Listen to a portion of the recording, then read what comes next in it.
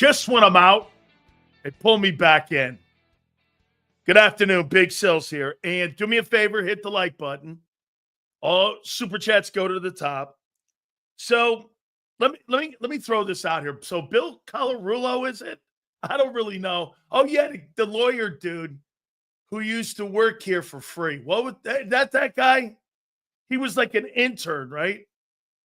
Jacob's intern. Hey, that just shows you how good we are. So Jacob's intern now has a show on the Fanatic. Sounds about right. He at least now has a chance to play on the practice squad. That's kind of what that is. Because there's no gig here for him. That's kind of the practice squad. So anyway, as usual, Kevin Dumbass over at that cross-pressing draw, whatever, he was like, Bill Colarulo's calling Philly out. Philly's hard on Jalen Hurts? Since when?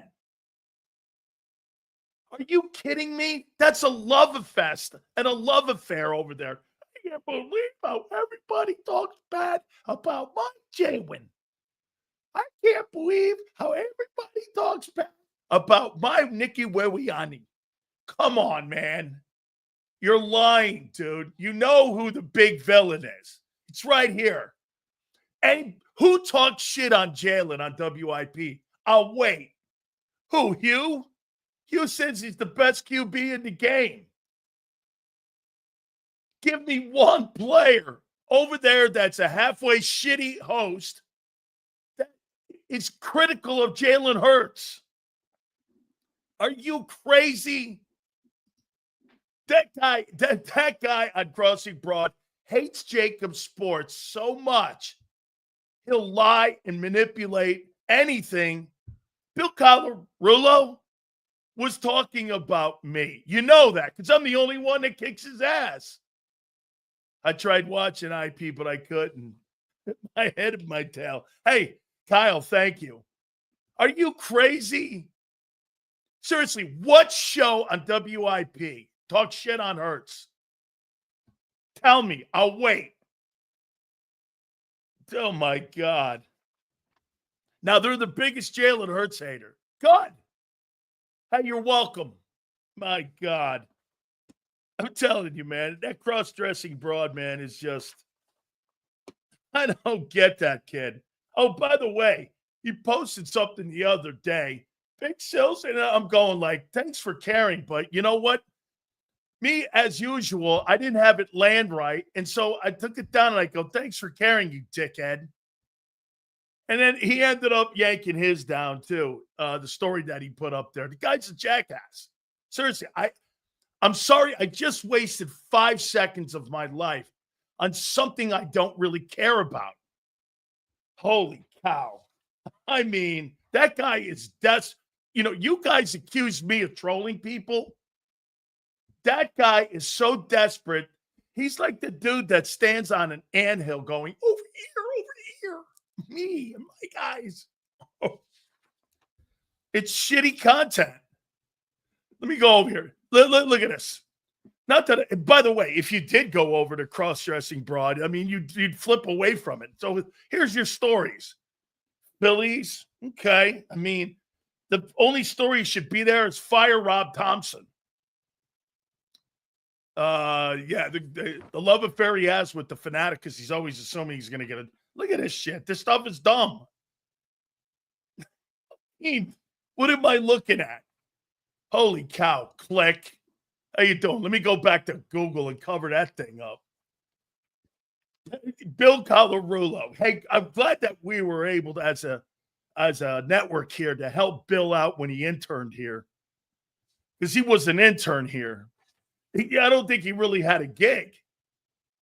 He was an intern. It's not that easy to get a job at JAKIB. Are you kidding me, man? Bill Colarulo. Okay.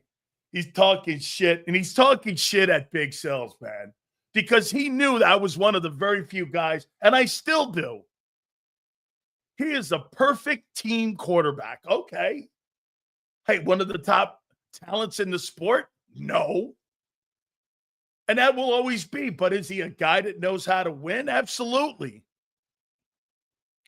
Have I not said that for 4 years? What has changed? Has anything changed? Right? Elite leadership. Yeah, that's true. That's got nothing to do with talent. That's not talent. Elite leadership, you're born with it. Got nothing to do with it. Well, the guy works hard and he's a great leader. Has nothing to do with his ability and what kind of talent he has. That has nothing to do with it. Okay? Nothing. Thank you very much. Bill Goldberg was great. By the way, Diamond Dallas Page is on next week sometime. He's going to try to find a time for us. So Dallas Page is coming back next week as we get and have a little fun as we get into training camp months and we get ready for training camp. We'll get a couple other folks on here too. So I'm working on Roman Reigns too, by the way.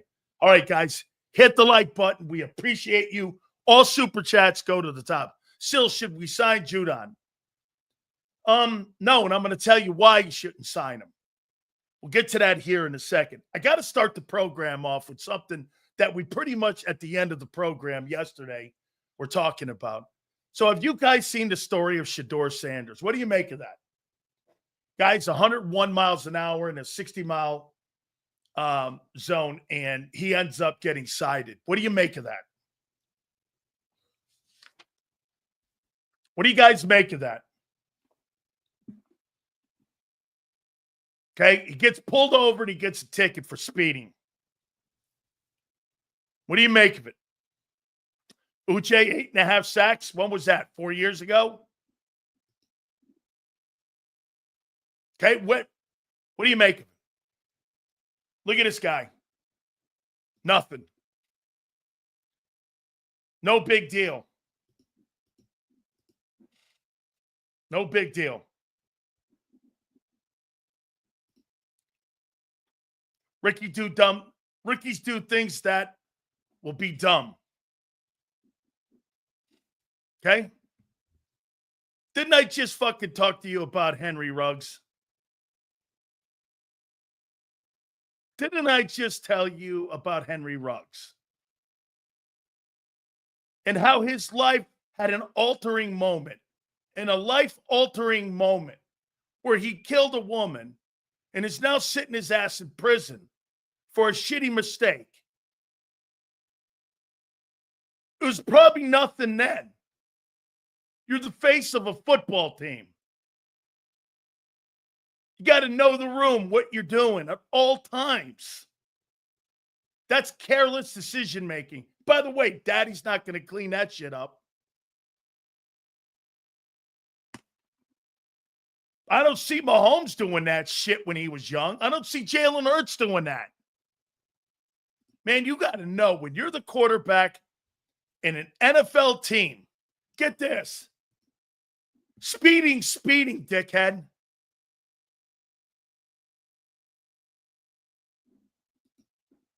This guy's trying to tell you that his mistake wasn't as bad as the other mistake because he was going 140 and the other guy was going 101.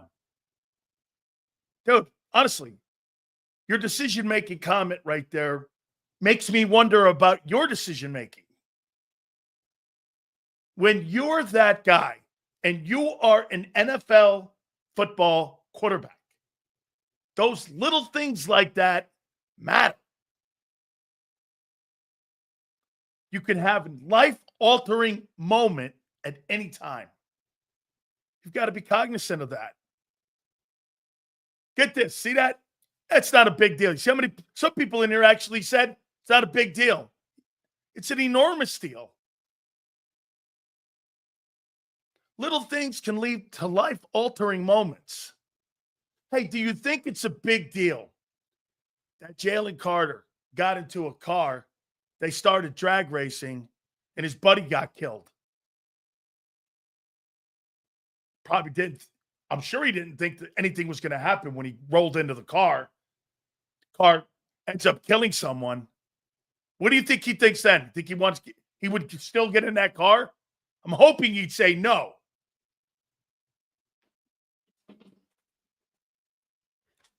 That right there is the kind of shit I talk about when it comes to decision making. Like I said, I don't care if you smoke pot. I don't care if you do a lot of things in the offseason. You damn, I don't care about that.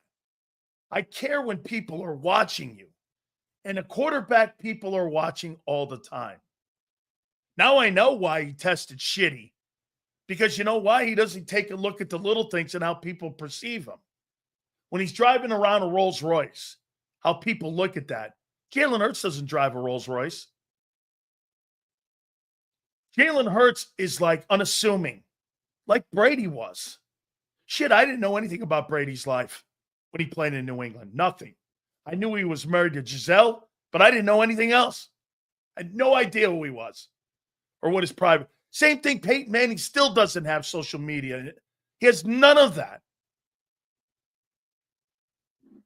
Okay, there's a reason. Out of sight, out of sight, out of the bullseye. Appreciate your take on Ruggs yesterday. There's only one who is worthy enough to judge. That's right. Lord knows I have my own sins to answer for it. Absolutely, JD3. Like I said, man, on Henry Ruggs, and I'll say it one last time, you either are going to shoot him in the back of the head in the backyard or you're going to believe in rehabilitation. There is no other way out of it. There's no other choice. And you can't put handcuffs on a guy once he's done his time. If you think that guy deserves 20 years, he does 20 years. And then when he comes out, you take the cuffs off. A man, in my opinion, who made a mistake like that shouldn't wear handcuffs the rest of his life. Got to forgive something. Again, I'm not forgiving the dude in Newtown, but I'll forgive somebody with a tragic mistake they make in life. Dude, we know the difference between right and wrong. You know what I'm saying? We know Jeffrey Dahmer's a bad dude. Henry Ruggs made a horrible mistake. He's not the same guy. That's not the same dude. All right. Hit the like button. We appreciate all you. Also, your super chats. I love it. Thank you, JD3. Appreciate it. See, we're going in and out. I know what the deal is between Zander's internet now, what's been going on here with StreamYard. I have no idea. So hopefully everything is all good. We appreciate you guys coming aboard here. Let me ask you this here. I heard Andy Reid talking to Howard Eskin. And I want to throw this at you guys. So in the last 4 years, the last 4 years for the Philadelphia Eagles, you've played 9 additional ball games. You've gone deep into the NFL playoffs 2 of the 4 years as well, right? You've played 9 extra games. I heard Andy Reid talking about his Chiefs and how those guys have had to deal with that. Look at all the football that they have played in the last 5 years. Getting to Super Bowls, playing late in the year. That's what that team looked like. They looked tired. Okay? They look tired. How much of concern do you think that's going to be this coming season? This team's played an additional 10 games just about in the last 4 years. That's a lot of football. You start late. Rehab is late. Do you think that plays a factor? You know, we got some questions here. We're going to go over them. And I think all of this plays into how this team is going to do this year. I don't know if it's more important that you have superstar players at every position more so than that you have a superstar roster. And what I mean by that is you're going to need to be deep because of the amount of football that you've been playing the last 4 years. You've played a lot of football. You have played a ton more foot. Like, check it out. The Carolina Panthers are done in December, pretty much. You're done in February. You're playing an additional 2 to 3 extra months. Now I know why the Eagles don't believe in exhibition football. Because they're looking to stay healthy. They're get this. I'm wrong. They're right in the end. I would rather be healthy, have my roster, than sitting there and be ready to go in September. I would rather be. Look at what the Eagles did. They were 2-2 in September, right? Something like that. They were 2-2. And after that, the bye, when Hurts was on the field in a full game, they were undefeated. Crazy great. All right. It's a lot of football to be played. Okay? A ton of football. Hit the like button, guys. I appreciate you. All right. So I wrote these questions down. And as we're getting ready to go into what Vic Fangio, Kevin Petula, Nick Sirianni, Jeff Stoutland, Clint Hurt, Bobby King, go down the list. These guys are all sitting down and evaluating where they are now as they're getting ready to send their 90 guys to camp around July 21 or 22. Okay? All right. So here, my questions by your Eagles. The defensive regression, how much will it be? On a scale of 1 to 10, how much of a regression are we going to see this year? You're going to have regression. If anybody in here says that you're going to be better than you were last year, trust me, I will not have a dialogue with you. Okay? Because nobody should believe that. And if you do, you're M. Reyes. Okay? Look at this. This guy thinks 1% regression is asinine. It's asinine. You lose 5 starters off your Super Bowl team. And he thinks 1% with Keely fucking Ringo. Okay. How much regression? And that's not the case, folks. You are not the same number 1 defense when you don't bring the same people back. See this line here? How can you be? So get this.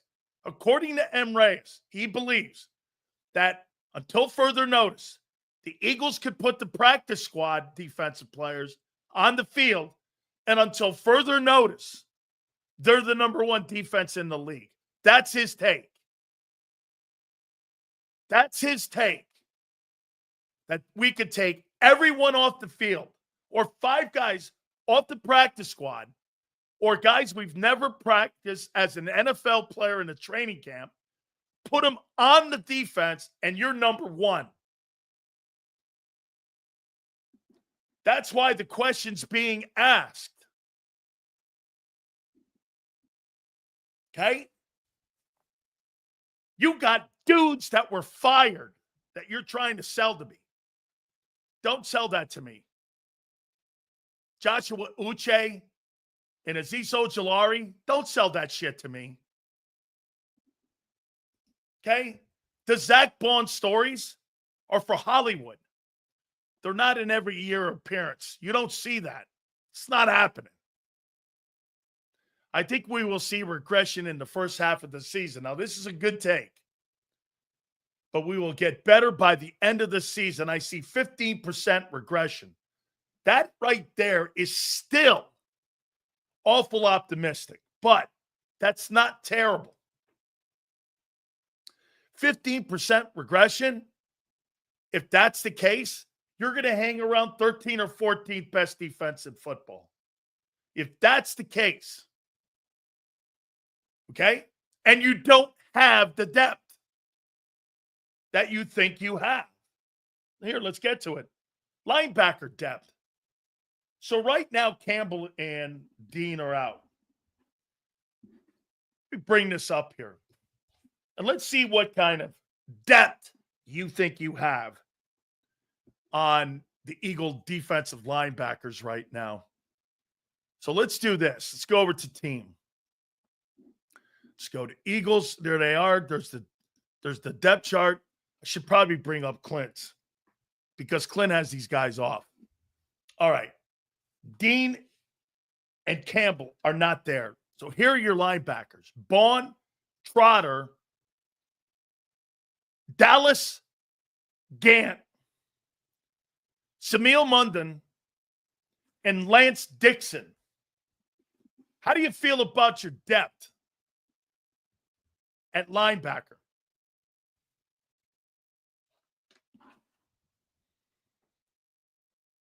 How do you feel about that linebacker depth?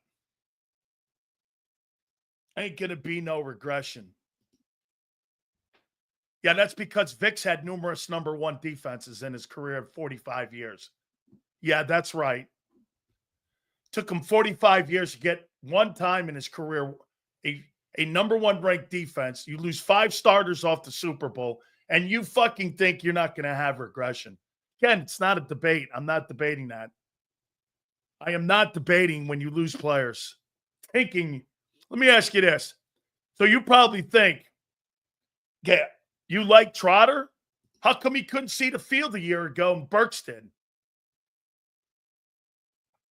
How come Burks played over him? Why did Burks play over Trotter?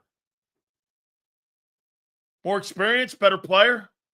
If you can't beat Burks out, why in the world would I think Trotter's going to be a better player? Why would I think that? Rookie? I don't know. I saw Cooper DeJean's ass and Quinyon Mitchell and shit, Jalen Hunt make impact. What happened to him? Those guys played. Trotter was only a rookie. Look at these excuses. What was the excuse for Jalen Hunt? That guy went to a school I couldn't even find on a map. What was the excuse there for that guy? What are we talking about here? That doesn't hold up for me. I don't know what that means. I have no idea. Wait a minute. So wait. Trotter, who played at Clemson, played at a huge program. This guy, Jalen Hunt, comes up, and Jalen Hunt now is being considered a guy who could actually maybe replace Josh Sweat. And you're trying to tell me Trotter couldn't get on the field. Okay. So the guys you guys are talking about couldn't beat free agents out that you signed, and guys you traded for, and Isaiah Rodgers and Oren Burks. And those guys are going to turn out to be what? As productive as the guys you lost. I don't think Trotter's that good a player. I think he's too slow. I think he's an okay guy. I think he's a special teams guy. I think the guy from Georgia is actually a better player.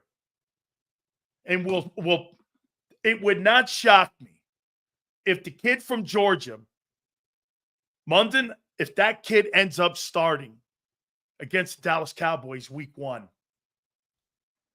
Okay? And that's directly from Bobby King's mouth. Don't be shocked if that kid sees a lot of time. Dallas, September 4th. He said it. Okay? I go, Clint, how is that kid? He goes, he didn't get drafted in the first couple rounds because of one thing. He's not 6'3", 6'4". It's the only reason he didn't get drafted high like that. And I was like, holy shit. He goes, this guy is some athlete. Flies to the hole, can drop in coverage. Don't be shocked if that kid plays more time this year than Campbell does. I think that kid's going to be the sleeper of the draft. You watch. That guy's going to play off ball next to Zach Bond opening night versus the Cowboys. I'll bet anything on that guy, either that or that guy ends up seeing a boatload of time in that game. Okay? Guarantee that. That guy can play. And I think he's going to start. Now, look, by the middle of the year, that depth could get better with Dean and Campbell coming back. And like I said before, this could be a blessing in disguise. That you play the younger players now, then when these other guys come, it'll be like signing free agents. And you bring these guys into the room, and all of a sudden you've got great depth. This could actually be a blessing in disguise. Get this. So, according to him, because he won a ring, that makes him fucking great. According to him, Tanner McKee's a superstar quarterback because he won a ring. That has no bearing on how good you are. Zero on how good you are as a football player and where people see you. Zero. If that was the case, according to some of these guys, the all-pro team would be basically Kansas City and Philadelphia. But it's not. Philly didn't have one player off their Super Bowl team that was first-team all-pro. Not one. That's not how it works. Not one. But did they have the best roster?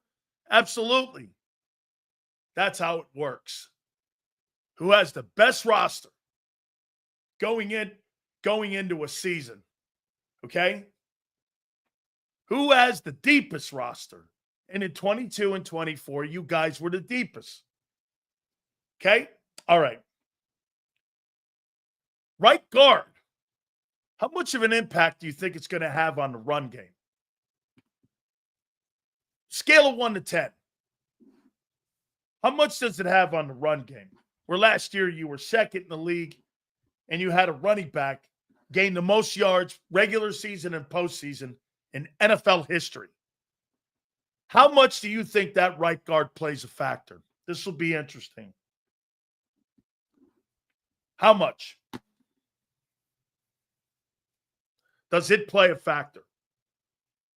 How much will your run game be affected by the loss of Becton? What do you think? Think it's a big loss? Scale of 1 to 10. How big of an impact that will be. So again, defensive regression I'm thinking about. Linebacker depth early. Okay? So according to him, he believes it'll be no impact whatsoever on Saquon Barkley's rushing and Jalen Hurts' and running attack. There'll be no effect whatsoever.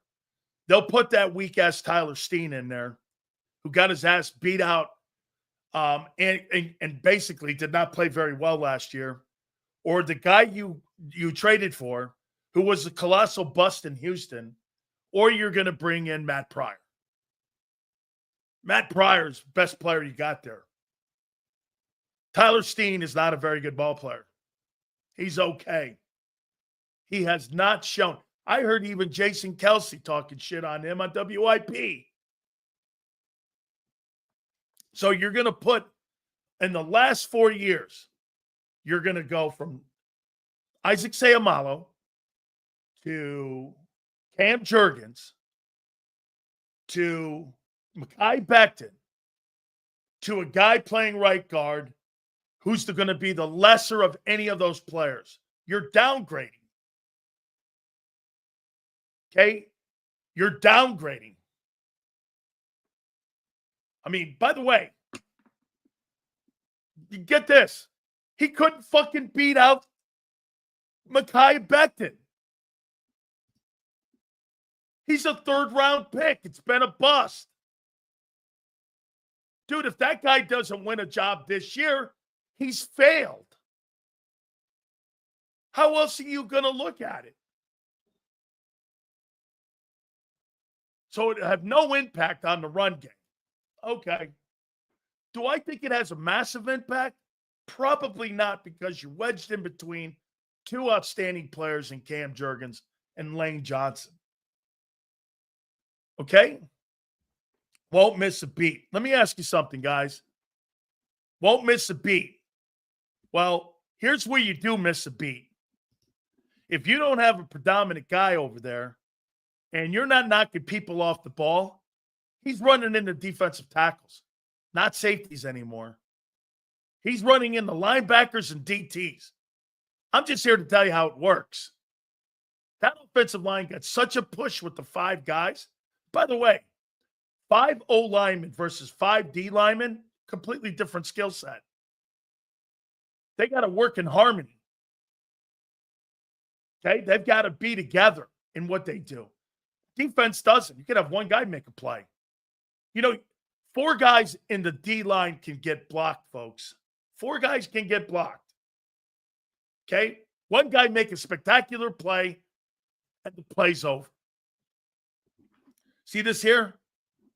So he believes that a guy who couldn't start in Houston is now going to start in Philly in the O-line because why? Jeff Stoutland?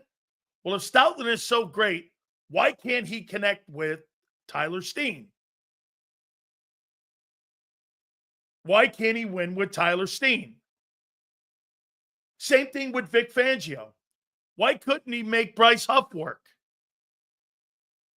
Why couldn't he make Devin White work? Not everybody's going to fit in. Okay? You got to have good, talented people. By the way, Becton bought into being moved. He bought into that move. Hit the like button, guys. Guys, these are just questions. Okay? Secondary depth. How you feeling about that? How you feeling about the secondary depth on your team right now? Okay? Let's take a look at it. Okay, we won't go with the starters. Here's your backups. Eli Ricks, Sidney Brown, Tristan McCullum, Adoree Jackson, and Mac McWilliams. I don't even know what that is. Better not get hurt, especially in the safety position. You better not get hurt. And you better pray Makuba can play. What if Makuba can't play? And he's the next Sidney Brown. That depth sucks. That don't look good to me. Not like you had it a year ago. Linebacker and corner. And safety for that matter. Okay? I mean, you better pray Makuba can play right away. He's got to play. That kid's got to play immediately. And by the way, just so you know, like some of you are not listening, and many of you have these stupid ideas. Why do you think that Vic Fangio is moving Cooper DeJean all over the place? Because they're limited in talent. He's putting him in the safety spot. He's trying him at the corner spot. He's trying him at the nickel. Why? Because you don't have the talent back there. That's why. That's a question I have. If our secondary gets injured, we're screwed. I see stiffs for backups. They are stiffs until further notice. Dude, you are not selling me. Some will go, well, you said the same shit about, Zach Bond, and I would say the same shit again about a guy like Zach Bond. The chances of that happening are 1,000,000,000 to 1 that you find another all-pro first team and a $17 million guy. Okay? And let's not forget something. These other guys, some of these dudes, have been on multiple teams with multiple opportunities. Again, one more time here. It's not gloom and doom. It's just asking questions about the transition that you've made from last year's team. Listen, most of you guys don't like to hear this. I'm not telling you you're not a team that's going to be in the conversation to be one of the better teams in the NFC. And I'm not sitting here making you feel better about yourself because some of you are fucking moaning in here. That's not what I do. And if you don't like it, I don't really care. At the end of the day, though, okay, name me another guy, Yale, that you've ever seen that came from nowhere and went to first team All-Pro, that was on a team for 4 years as a special teams guy. Name me one. In the 105 years of the NFL, name me one. Name me one. I'll wait. Name me one guy that had the same kind of journey as Zach Bond. Hester who? Hester who? Get this. Kurt Warner. Okay. Kurt Warner on the offensive side. Pro Football Hall of Famer. Okay. Give me another one. Who's Darren Walker?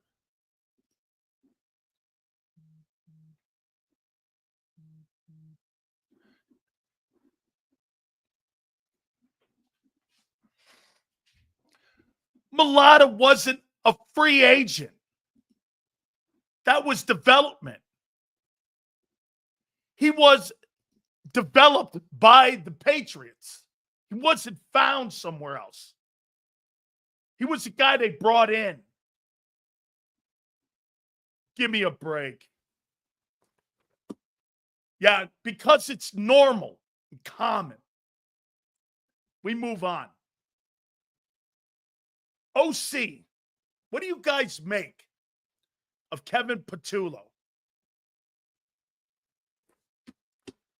Yeah, well, one thing's different here. Once again, he wasn't on a different team that they got.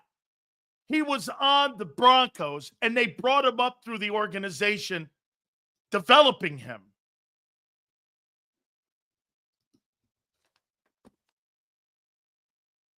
Okay. OC. He's a good OC? How do you know that? That already's an F.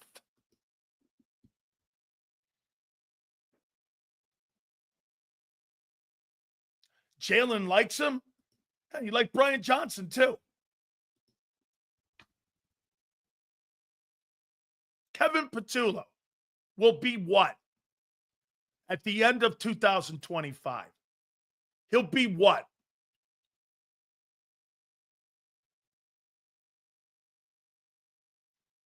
He'll be what? What will Kevin Patullo be? How much rope does he have?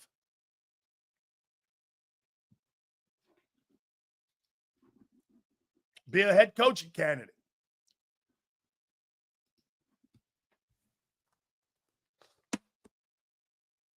How much rope does he have?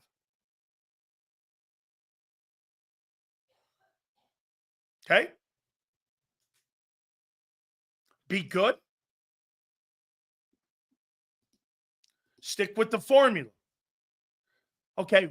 Well, let's expand the comment. How much impact do you think he has on Jalen Hurts?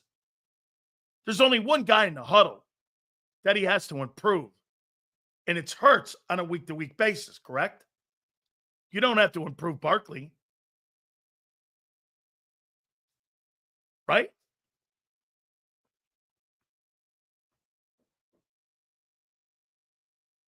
How much impact does he have on Jalen? And what will that look like? 40-60? Why in the world would I ever want to do 40-60? Every year Jalen Hurts has played, he's been a different guy. I want to know what we're going to try to see this coming season, because every year has not been anything close to him being a consistent ball player. Only year he was consistent for 1 year was 22. The rest of it, has been inconsistent. He was inconsistent in 23. He was inconsistent in 21, but that was a rookie season, so we're cool. Last year, he was completely inconsistent. You guys can say all you want. He was. There were 4 or 5 really good games, and the rest of them were, I don't know, they were just games. He was there, especially when it came to the passing game, okay? So it was mostly Hurts, and it was all Barkley when it came to moving the sticks. So that being said, how much impact does Kevin Patullo have on Jalen Hurts? How much does he have as an impact? Get this. Nobody in their right mind, okay, would say that Jalen Hurts has played consistent football since 2021. I heard John make that comment today about Jalen Hurts having a great football team around him, and nobody's making excuses for it. It's a great thing to have somebody that knows what they're doing on building a team. Very few quarterbacks have that ability to have people build a football team around Jalen Hurts. I'll give you this. I personally think that the Kansas City Chiefs do a worse job at building a roster around Patrick Mahomes than the Eagles do on building a roster around Jalen Hurts. This is where he is better than Brett Veach. He does a better job, Howie, at building a team around Jalen Hurts and not failing the quarterback than what Kansas City does around Patrick Mahomes. Putting those stiff wide receivers and musical chairs at the offensive line position, that's not going to win Super Bowls. The one thing that is not an argument or a conversation in Philly, nobody's going anywhere soon offensively. Defensively, that's going to be a constant conveyor belt. That's an organizational decision on defense and how they run that defense. They are always going to have interchange. Like I told you, there is nobody currently on the Eagle defense that is working on a second contract since they were drafted in Philadelphia. And Reed Blankenship wasn't drafted, but he did get a contract extension. He's the only one. There is no other player. Now, they gave the 5th year, but that's not an extension to Jordan Davis. Nobody. Okay? Nobody. Nobody. Explain the results? Easy. It's a great football team. Hurts doesn't have to be great every week. If Lamar doesn't go to the Super Bowl this year, there will be hard conversations in that organization. He has no excuses, Sills. Lamar is under the radar right now. I think he's more in the bullseye here, Leon. I agree with you. Okay? He has got to be smarter this year. If that's me, 4,000 yards passing and 41 touchdowns. Bro, that's not the formula. You and him got to figure a new approach. You are not going to beat teams in that AFC throwing the ball on a consistent basis. You're going to beat them with balance. You're going to run it. You're going to defend the run. And you're going to play situational football. And you're going to be smarter. They've got to be smarter in Baltimore. Secondary's great. Sure. Okay. How far is that carrying you? There is no doubt the Ravens have the greatest secondary in the league right now. And it really isn't close. But you still got to go out on Sundays and play. You got to go out there and perform. Here's how You know how you destroyed that secondary? How do you think you destroyed that secondary in Baltimore if you don't get it right? You get Lamar Jackson turning the ball over on his own 20 or on his own plus side of the 50, and that secondary's got their ass up against the goal line. I'll show you how you make a great-looking secondary look like horseshit. If that offense doesn't situationally play the defense and the offensive approach they need to, you know what that is? Time of possession, field position. The greatest thing that the Philadelphia Eagles did a year ago was what? Even when the offense was struggling passing-wise, what's the two things that matched up well? They stopped the run and they ran it well. Folks, if you defend the pass and throw the ball well, the thing that's the flaw in the league today, they think you win Super Bowls that way. I don't. I think you win Super Bowls, time of possession, controlling the clock, and great field position. That's why Pittsburgh doesn't lose games, because they play the clock and field position. And it really doesn't matter who the quarterback is in the building. That's why they play smart football. They don't have a – do you know why they got rid of George Pickens? They don't have a deep passing game. Pittsburgh doesn't want a deep passing game. Pittsburgh wants an intermediate passing game and slants and run the ball and defend. I mean, that's how you win. The flaw in the league is, well, we got to throw the ball and defend the pass. Okay. Today's NFL, get this, guys, on a weekly basis, you're going to win games with that mentality. Why? Until you run into Philly. Philly doesn't play that way. Philly plays ball possession, running it. RPOs, slants, underneath. Every single time I hear people say Jalen Hurts has a great deep pass, do you know how I laugh at you? Deep passing game? Deep passing games don't win Super Bowls. Time of possession and ball control does. Putting your defense in a good position. Last year, that defense put the Eagle offense in so much good field position, I don't ever remember them with their backs up against the goal line because they played a lot of 3 and out. I'd like to know what their number was a year ago defensively on 3 and outs, how high they were ranked. They had to be in the top 5. Kyle, can we look that up on how good the Eagles were on 3 and outs? I mean, they had – do me a favor. Where were they on 3 and outs? And where were they ranked in time of possession a year ago? That's how they won the Super Bowl. Because they controlled the clock and they controlled the field position that they had. Teams couldn't get a jump on them. They were just so good. Thanks for the supers, guys. I appreciate it. The best thing our defense did for our offense last year was that they were always great in field position. Absolutely true. No doubt about it. Okay? Get this. Wait a second here. Your eyes are deceiving you?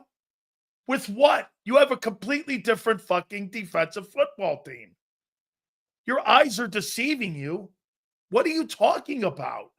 This guy, between M. Reyes and some of these other guys like Senor, honestly, You're talk out of your asses. You don't know what you're talking about.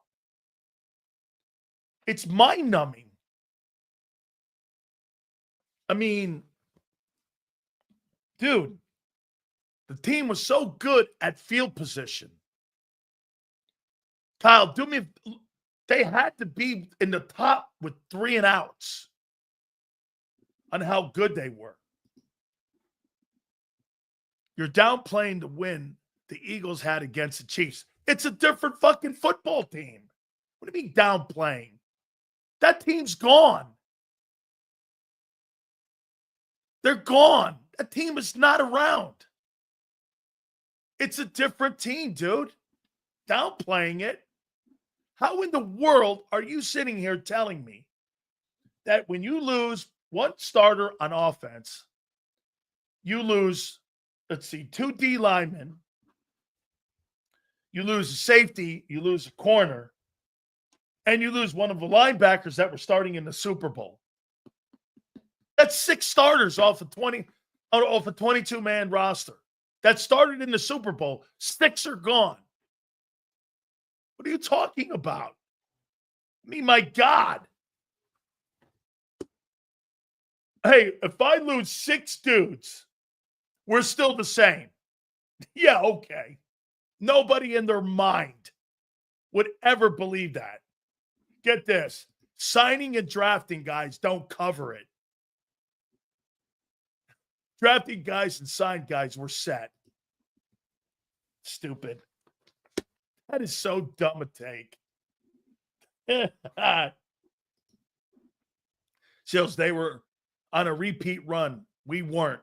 Now they haven't built their that's right. Kansas City, I think, has not built that team back up. And I truly believe that Kansas City, if they win 7 to 9 games, I'll be shocked. That's where I think they're going to be in that room, between 7 and 9 games. I just don't see a lot of talent. I mean, Travis Kelce is not a good football player. He's a decent football player now. I just don't see it. Okay? I mean, get this. You want to see somebody answer their own fucking stupid question? This is why you don't repeat. Show us a defending champ that has brought back all the. That's why you don't repeat, dickhead. Thank you. You're welcome. I'm right. I know there's only been 9 in the Super Bowl era teams to do it. I know. You're welcome. Holy cow. The guy put a comment up that the answer is evident. No shit. He just told you. Name me a team that's a defending champ that brings all 11 back or 22 back. You don't. That's why you don't repeat. You're welcome. Oh, my God. Thanks, LJ, for the content. You're wonderful. Because you know why? Even your idiotic ways sometimes. You post something that's so fucking obvious that you answer your own stupidity. Name me a repeating champion that brings all 22 back. You don't. You can't. Okay. That's why they don't repeat. Okay, Einstein. How you doing? That's all right, Einstein. Don't worry, sweetheart. You'll be all right. Oh, my God. Hit the like button, guys. This is a ton of fun here. And one more thing, too. Okay? Here's one thing, too. What's Hurts going to look like in 25? Jalen Hurts. What improvement is Kevin Petula going to make on Jalen Hurts? What's the one thing you think Hurts has to improve on? Let's see if you guys have backbone to do it. And by the way, all the things you say, work ethic, he wants to get better. Okay? What would you want to see Jalen Hurts get better at?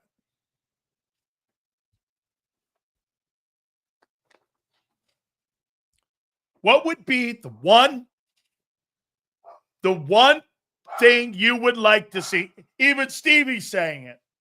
What would be the one thing that you would like to see Jalen Hurts work on? Obviously, it's the passing game, but wait a minute. What do you think? Okay? What would you want to see?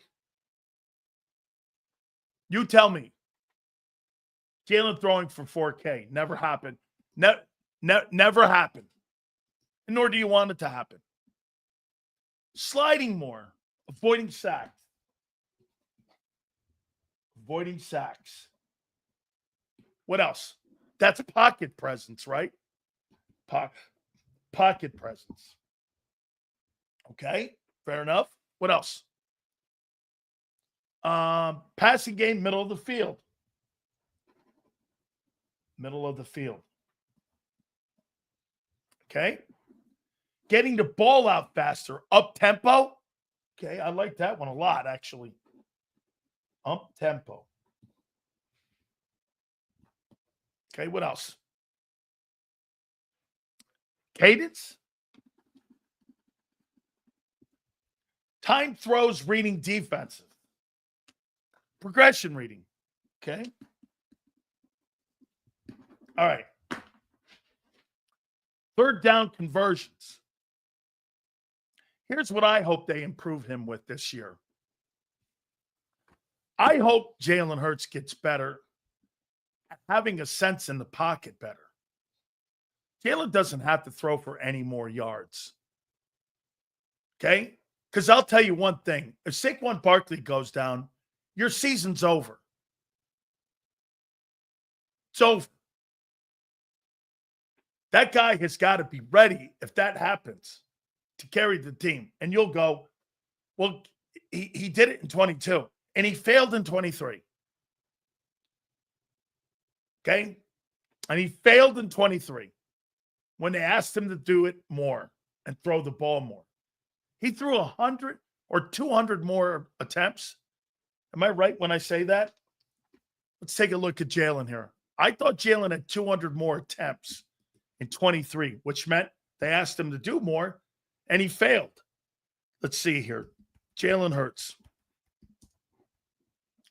Let's take a look at how many more opportunities they wanted him to throw in 2023 when they wanted it to be a prolific passing game. Okay, he threw 538 attempts in 2023 to 361. I mean, we're almost talking, 150 passes that they told him not to make this past season. Think about that. Okay?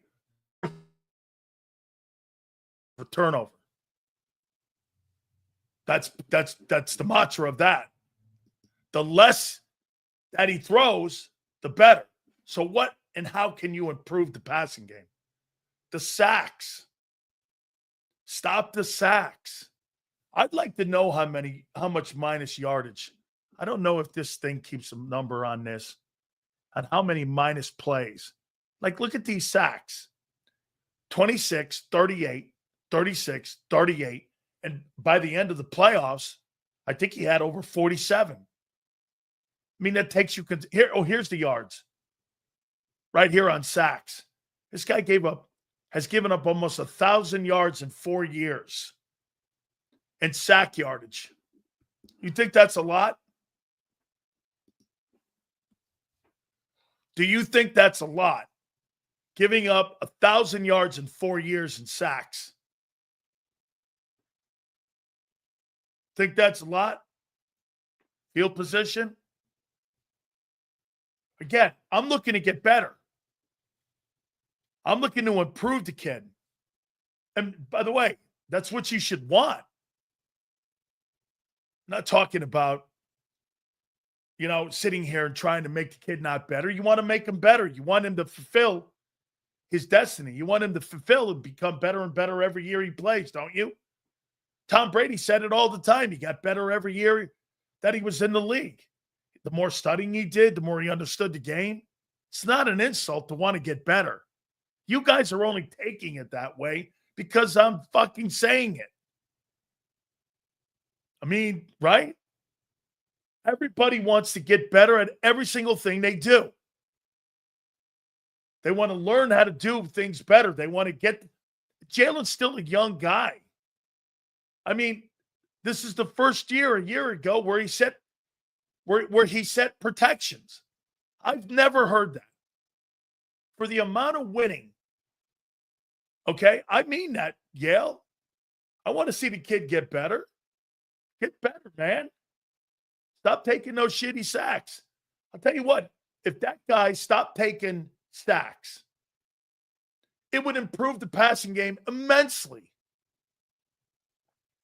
That's just throwing the ball away. Who cares about your pass percentage? Okay? Just throw it away. Nobody, I said this before, and the difference between Emmitt Smith and Barry Sanders is on display. Barry Sanders took more minus yardage plays than anybody. Emmitt never did. Emmitt Smith never took negative yards. I told you how he would do it. 8 carries, 9 carries, 11 carries. Or no, 11 yards, 9 yards, 6 yards. You'd look up, he got 28 carries for 152 yards. You're like, where'd that come from? Barry, you would see a great 63-yarder, and then you would see about 4 or 5 minus plays because he was juking in the backfield. Emmitt never did that. It was all positive yardage. That's what separated that guy. Okay? So, I mean, get this. This guy will take a fucking stupid stat and try to convince you that the 30th ranked passing attack led by Hurts was a great passing team. End of story, guy. It's not. Holy shit. Guy had 300 attempts versus people in the league who throw it for 300. They told him stop throwing. They gave it. Get this. It's almost like the biggest excuse on the planet on why the passing game sucked a year ago was that because they had Barkley. Barkley covers that by saying, hey, look, we didn't have to throw the ball, so we ran the ball, so I don't need my quarterback. When you answer it that way, you sound ignorant even more. I didn't need my quarterback until the last game of the season to win me a game. So we didn't call on him. So the rest of the year was based on one dude. It sounds asinine. How many places do you think you could go with top flight teams where you could go, I don't want my quarterback to be a factor? What team could you do that with? Name me one. That's a contender. Hey, my quarterback doesn't have to be good this week.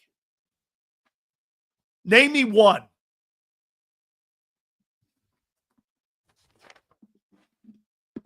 Name me one. Or my quarterback doesn't have to be great.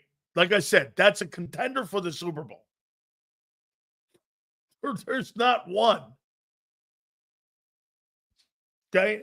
Quarterback's a factory. I guarantee you, if Jalen Hurts is not on that team wins 10 ball games. I'm not telling you you win the Super Bowl. They win 10 games with Barkley running the ball. Okay? You ain't going to win the Super Bowl, but you're going to win 10 ball games. With that same team, you'll win it with Barkley. So let's mark this down for a bold prediction. Next year, Eagles replace Private Pile for a DT in first round. I'm not thinking they're going to go back into the D tackle position. Now, they got a shitload of picks next year. Okay? Jalen could throw for 4K, 25 TDs and miss the playoffs, and this guy would be the first to call him a bum. He moves the goalposts constantly. If Jalen Hurts throws the ball for 4K and 25 touchdowns, that's because your defense fucking sucked, idiot. Just like in Cincinnati. That would be nothing on him. It would be nothing. It's nothing on Joe Burrow. It's a shitty organization. The Eagles aren't, but it would be a defensive letdown. If that goes down, Jalen Hurts would have done his job. It's a team sport. If you got a bullshit defense and they're giving up 36 points a game and you have a really great year, hey, man, you're not on a very good team. It wasn't Lamar Jackson's fault that they fell apart. Now, in the playoffs, he has. Okay? All right? Dude, how can you rip that? That means the kid got better. Again, like I said, you're not going to win back-to-back Super Bowls this year. But you may win a couple more in the next 5. Especially if that guy put that kind of number up. Mark this down, guys. If they put that number up, that'll benefit you over the next 3-4 years. Because that would mean that he completely got better in the pocket. and that you can maybe start to give some of a lesser load to Saquon Barkley. Absolutely true. All right? Okay, get this. LJ, this is the last time I'm going to address you because I know you're waving and you want me to say something to you, so I will.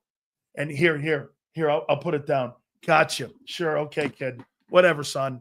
I can go write my name in your hand, sitting in the corner. You can feel good about yourself. Okay. Sills was all about winning Super Bowls. Now he's about stats. Once again, winning Super Bowls, it is about winning Super Bowls. As a team, there is no question. It's about winning Super Bowls. When it comes to playing in this league, you are gauged by how good you are at your respective position because that's the only thing in your fucking life you have control of. I have no control of whether or not my coordinator brings in a guy who can play linebacker if I play right guard. How is that a factor on my life? How does that impact me? If you bring in 3 shitty linebackers and I play offensive tackle, how is that a factor on me? It's not. This guy's, once again, good night, kid. Have a good one. Okay? All right. Yeah, I mean, you can, hey, when you're a player in this league, once again, and I'm speaking to you like this, the only thing you have control over is your own sandbox. That's it. You have no control over anybody else, what they do and what the team does. You have no way of anywhere around it. Okay? And it's a prime example. You didn't have any all-pro first teams last year. Does that mean you didn't have the best team? No. That just means you didn't have the best players at their respective positions. That's what it means. Okay? And look at this guy. Rankings? That's how you get paid. Yeah. If somebody looks at him and perceives him as a better player, and you don't get paid in this league by winning Super Bowls. You get paid by how people think of you as a player. That was the case. What's going on in Dallas, Jacksonville, Arizona? Pick a place. By the way, you call them stats, they're accomplishments. Not hating on anything. Hating on what? There's no hating. What do you think I'm hating on? I want to see the kid get better. You get better, you be almost unbeatable. He's gonna need to be better because I don't believe your defense is gonna be better. It's surely not going to be better than it was a year ago. Okay, get this. What does that have to do at the end of the day on how good those players are? How many rings they have? So are you under the notion, K Guns, that Tanner McKee is a better player than Lamar or Josh Allen? Or that because Nick Foles has a ring, they're better? Or because Joe Flacco has a ring, he's better than those players? Is that what you're saying?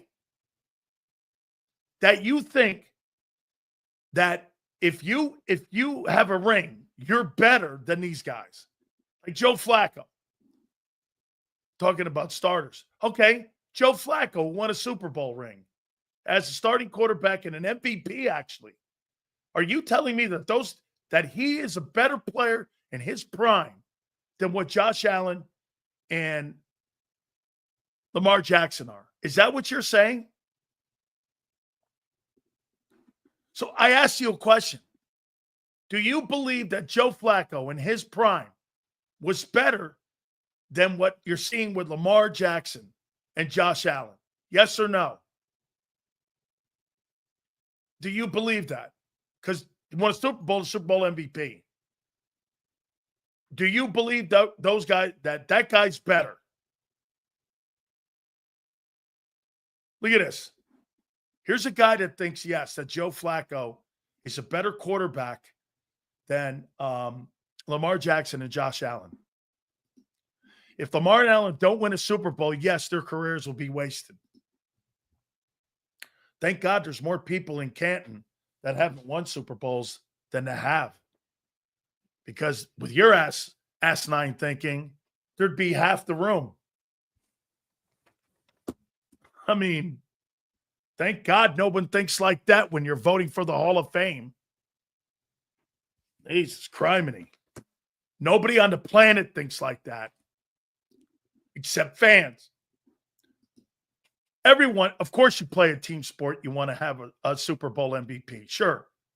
You think Dexter Jackson is a Hall of Fame player? I mean, so Dexter Jackson for the Buccaneers was a Super Bowl MVP. You think he's going to Canton?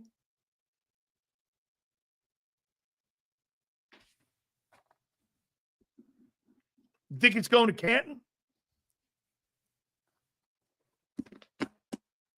Do you? He's not. This conversation always, you think that because Hurts won the Super Bowl, now I think it's because he's been to two, that it's changed the room. Because I think what he did in February validated the 22 game too. That's what I think. And that's why I said to you guys, I could never in a million years not put Jalen Hurts in my top 5 because of that accomplishment. You've been to 2 Super Bowls and won one, got a Super Bowl MVP. I still think it was Josh Sweat who was the best player on the field, but okay. So he wins it. Quarterbacks are going to win it. I've seen Mahomes play shitty and win the MVP. Okay? I mean, Mahomes doesn't really play that great in Super Bowls except for one. I mean, you could make the argument that, he had one game, I think he was over 300 yards throwing. He's not been great in those games. But they gave him the MVPs because it's Patrick Mahomes. I get it. Okay? So let me see what this guy has to say. So, Dan, you're going to say that, but the one thing that will always be held over Lamar and Allen's heads is that they haven't won a Super Bowl and a Super Bowl ring. Correct. Yes. It would be an unfulfilled career that will be a Hall of Fame career. Absolutely true. Yes. Absolutely. Warren Moon, Jim Kelly, all those players that played in this league that never won. Absolutely. So let me ask you this about Joe Namath. Bring you a little history here. Joe Namath won a Super Bowl, and Joe Namath has an under 500 record as a player in the league, but he won one game. Okay, one game. Is Joe Namath a Hall of Fame player? Yeah, a little different because he was a TV guy and he was an AFL guy. Okay? It was different. It was the biggest game in the history of the NFL was Super Bowl III. It's a little different with him. He's the only guy that distinction has. He's the only player that works with. Matthew Stafford's not making it to the Hall of Fame. You know why? He doesn't have a winning record. You think because he won the Super Bowl, Matthew Stafford's going to the Hall of Fame? Fucking crazy. That's not happening. You know why Eli retired? If Eli came back one more year, he'd be under 500. You know why Eli retired the way he did? He retired the way he did for his Hall of Fame status. He did not want to have a record that said 117 and 119 or 123. If you look at his record, when he lost that last football game, that's when it was. He never went back in. And he was going to call it a career. He was never going to play again. Never.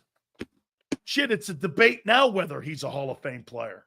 And he's won 2 Super Bowl MVPs. Think about this. If they're debating Eli Manning for the Hall of Fame, You heard Jason Cole. We'll get him. He's on today, too. If they're debating Eli Manning, what do you think Jalen Hurts still has to do to get to Canton? They're still debating Eli. Eli threw for over 60,000 yards. 2 Super Bowls against Brady and the GOAT. And he didn't go in last year. And he might not go in this year. But your guy's going to get in.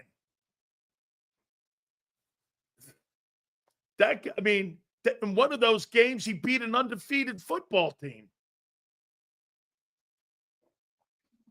Why? Win another one? Eli's got 2.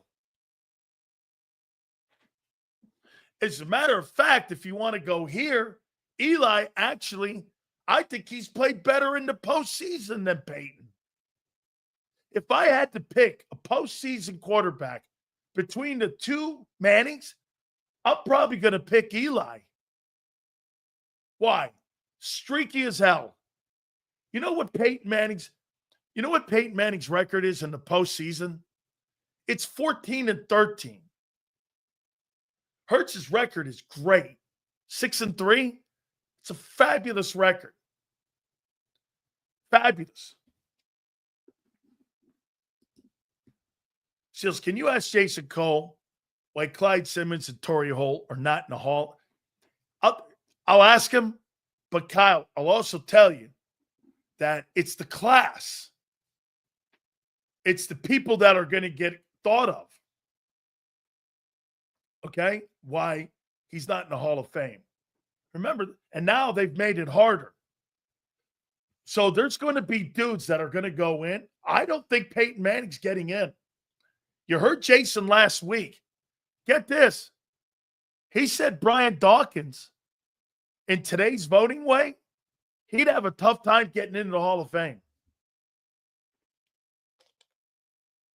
Because they're picking only a few dudes now. It's not going to be that easy to get in any longer. It's just not. Now, Eli might not get in again. It's going to be a big debate. How do you keep a dude that's a Manning and a 2-time Super Bowl guy? So again, going back to Hurts. Guys, I mean, they're going to debate on that guy's. That guy's had a pretty damn good career. Okay? You're damn right I agree. It's not because Dawkins is not this guy's another douche. It's not because Dawkins is not a great player. He's not a Hall of Famer. It's the fucking system. You're not listening. You're taking 2% of what I'm saying. And you're just like every numbnut. Instead of listening to everything I'm saying. It's the system and the way they're voting. It's not because he's not a Hall of Famer, asshole. It's because the guy, again, it's the system on how they're doing it. They're making it more difficult to get in. Eli shouldn't be in. I'm glad they're making it tougher. They are making it tougher. Clearly are making it. Okay? He's 2 of Brady's only 3 losses in the Super Bowl. Yeah. A voter said last week Eli's going to have a tough time getting in. And he's one of the 50 voters. Jalen plays another 8 years, wins another Super Bowl, and has 3,500 average, and 15-20, and 10 rushes. He'll pass McNabb. 8 years, he's got to average 3,500. He's averaging 3,200 now as a starter, right? So another 8 years. So that will mean what? 9, 10, 11, 12. That'll be his 14th year. So you think at 38, he's still going to be doing it. Is that right? Or 36. 36, 37. You think he's still going to be doing that? And you think he's still going to be rushing for 10 touchdowns at 37 years old? 36, 35. That's not logical. Name me a quarterback in his late 30s or mid 30s that was a rushing quarterback and threw for 3,500 yards. Nobody. That's unrealistic. Okay? I mean, in 8 years, what is he? How old is he now? You're talking 37. That's not possible. Let's see here.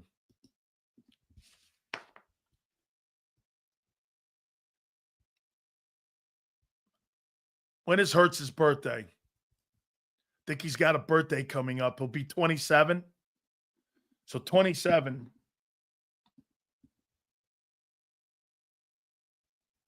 That's 37. You think he's going to rush for 10 touchdowns in the next 8 years? Really? 36? No way. No way. He might get this. This goes back to my conversation about Kevin Patullo. Hurts will be 27 by the time the season starts. Improving his passing game. Get this. So you're going to run a tush push with a 35, 34-year-old guy as he goes further. Are you going to continue running that play with the quarterback? Okay, 35. Because a lot of dual threat quarterbacks succeed at 35. They're all over the place. Maybe he's different because he squats 600 pounds. Okay? Maybe he's different. So you think he's going to average 3,500 yards. How many times has he thrown for 3,500 yards? North of it. Twice. In his 4 years starting. I don't count that 20 season. He did throw for $1,000 in there, so those numbers are going to matter. 1 and 3 doesn't matter either. That was a shitty team, that 2020 team. They were sabotaging Doug all over the place, especially in the last game of the year there. So they sabotaged him. But so it's really from 21 on. And he's averaging in a 17-game season 3,200 yards and 9 picks and 19 touchdowns. Now that's 64-4. I don't believe he's a 64-4 completion percentage guy. I don't believe that.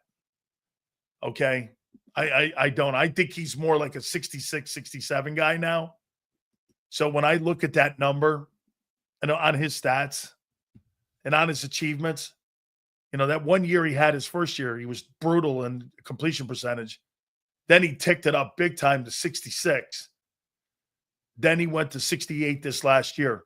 The reason why the percentages were so high last year is because he had limited throws. 361 throws. Wow. And he won the Super Bowl. Can always add that in. So how does he improve, though? Cut those sacks down. 38, 38, 38, 25. Come on, man. If he just does that, he improves the passing game. You know what? You get this. If you improve that number alone, you'll be around 13. Okay? ESPN didn't put AB or LaDainian Tomlinson on the all-century team. If they think Justin Jefferson and Christian McCaffrey are better than them, maybe ESPN has CTE. Is that what they did? ESPN put out an all-century team?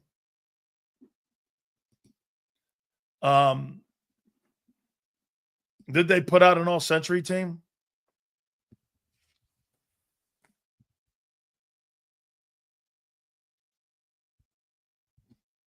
Oh, I see it. Brady's a quarterback. Manning, right? Mahomes, right? Priest Holmes. Priest Holmes. I get McCaffrey. Henry. Yeah, get this. You're never going to see Barkley on that list. They got Priest Holmes on it. Why? Because Priest Holmes was more consistent as a player. Barkley's had 1 year, one, that was considered an electric year. One. Nobody is saying here that he's not a Hall of Fame talent. It's not a clickbait. That Priest Holmes thing, maybe. I completely disagree. I mean, you tell me you can't come up with a better guy. Add a fullback guy from the 49ers, sure. Receivers, Moss, Calvin Johnson, Julio Jones, Terrell Owens, Marvin Harrison, Justin Jefferson. That's right. That's right. AB doesn't belong on that list. AB's had 3 years. Okay. Jefferson is considered by many to be the better talent. I would rather have Antonio Brown, or excuse me, I'd rather have A.J. Brown. Okay. Priest Holmes was a good player. You're right. He was a really good player. I shouldn't shit on the guy. Great accomplishments. Tight ends. Gronkowski, completely. He's the greatest tight end of all time. Kelsey, I guess. I mean, guys, when you think of Travis Kelsey, don't you guys think of Jason Witten? Right? I mean, don't you think of Jason Witten when you think of Travis Kelsey? Why do every time I think I look at him, why do I think of Jason Witten? Guy who could catch the ball, wasn't a really big blocker. You know what I'm saying? I mean, I don't know. Let me go down this list here. Tony Gonzalez, absolutely true. Tackles, Joe Thomas, eight-time Pro Bowler on a horrible football team. There's your notion right there. Joe Thomas is on a shitty team. But according to some of you, because he didn't win a Super Bowl or have a winning team, he's not considered a Hall of Fame player. It's fucking not how people look at it. People don't look at it that way. Did Lane Johnson make this? This is, again, these are 2 left tackles here. Okay, left tackles. Trent Williams. Left guard, Alan Faneca, Hutchinson, that's right. Center, Kelsey. Right guard, Zach Martin. That's correct. Lane Johnson made it. Kudos. And Willie Anderson. That's pretty dope. Good job for Lane. That'll help Lane. This is a pretty big team to make. This is ESPN's all-century team. You're going to look at this when Hall of Fame consideration comes around. You made the ESPN all-century team. There's a lot of NFL voters on this, like Adam Schefter, that are on this thing. This is pretty good here. This will be significant. Lane Johnson, Willie Anderson. Tremendous. Willie Anderson, Hall of Famer. I'm surprised Tristan Wirf's not on there. Edge rushers. Jared Allen, DeMarcus Ware. Sounds right. Myles Garrett. Julius Peppers. What a player he was. Yeah, according to some of you, because he played on those shitty Carolina teams, Julius Peppers should not be in the Hall of Fame. Or that, who? BG's better than Julius Peppers? Really? That is a no. Nobody in their right mind would ever go, Brandon Graham's better than Julius Peppers. Not happening. Saying Jefferson is better than AJ, I'm fine with. Chase and AJ isn't too far-fetched, but people who think CD or anyone else, no way. CD Lamb is not better than AJ Brown. That is not, and I agree with you, Devin, absolutely not true.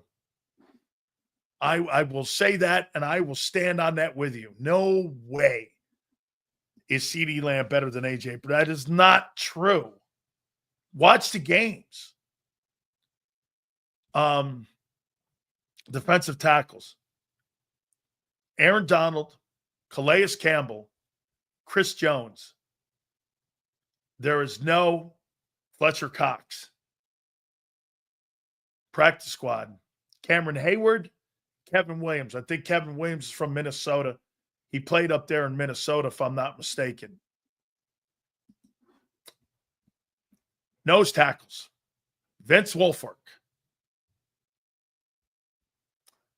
Casey Hampton is also a honorable mention in this. Versatile lineman, J.J. Watt. Great player. Linebackers, Ray Lewis, Bobby Wagner, Brian Urlacher, Levante David. Levante David may make the Hall of Fame. No way. He's got 2 Pro Bowls and 1 first-team All-Pro. He will not make it. No way. He doesn't have the accolades to get in. No way. 2 Pro Bowls. Luke Kuechly, that's right. Corners. Darrelle Revis. Holy shit. They put Derek Brooks on the practice squad for this all-century team. Man. Derek Brooks is a great player. Darrelle Revis. Champ Bailey. Rondé Barber, who I always kind of felt overrated. Patrick Peterson is a great player. And there's Jalen Ramsey as a practice squad. I'll get to Zander. Here's the safeties now. Resume since 2000. 11 forced fumbles, 64 interceptions, 1-time Super Bowl champion, 1-time Defensive Player of the Year, 8-time Pro Bowler, the ultimate ball hawk. Reed picked off 15 more passes than any other defensive back in this quarter century. His 0.39 picks per game were by far the highest mounted, almost 1 interception per 10 quarters during his Defensive Player of the Year in 2004. There's never been a safety like him. I agree. Troy Polamalu. Brian Dawkins makes it. 22.5 sacks. I love that. 25 interceptions. 5-time Pro Bowler. Huge hits. Love to hear that. Earl Thomas. Charles Woodson didn't make the first team. Wow. That's a pretty impressive football team right there, boy. Really, Urlacher, I remember him getting run over by Jerome Bettis. Brian Urlacher is a great football player. He absolutely is. All right. A lot of stuff to hit on here. We're going to go back over the list here with Zander here in a second. Guys, do me a favor. Please hit that like button. You guys have been great. And a very spirited conversation. Without further ado, we bring our boy in, Big C, Zander Couch. What's up, Big Sills? How you doing, brother? Oh, good, man. I mean, have you looked at this team, this all-century team? I think it's pretty good. You got Lane Johnson on it. Yeah. Lane should be on there. Lane should be on there. They've got Jason Kelsey on there. I was going to say Kelsey. Jason Kelsey. And the running backs were weird. Okay, if you go back to the running backs, they got Derrick Henry on here. They got Priest Holmes. He's a heck of a player, but I didn't. What's this, since 2000? Since 2000. That's ironic because we had that conversation yesterday about the franchises since 2000. Yeah, here's the receivers. And on the practice squad, Antonio Brown and Andre Johnson. The receivers on the all-century team were Justin Jefferson, Marvin Harrison, Terrell Owens, Julio Jones, and Calvin Johnson and Randy Moss. Those are your guys. LaDainian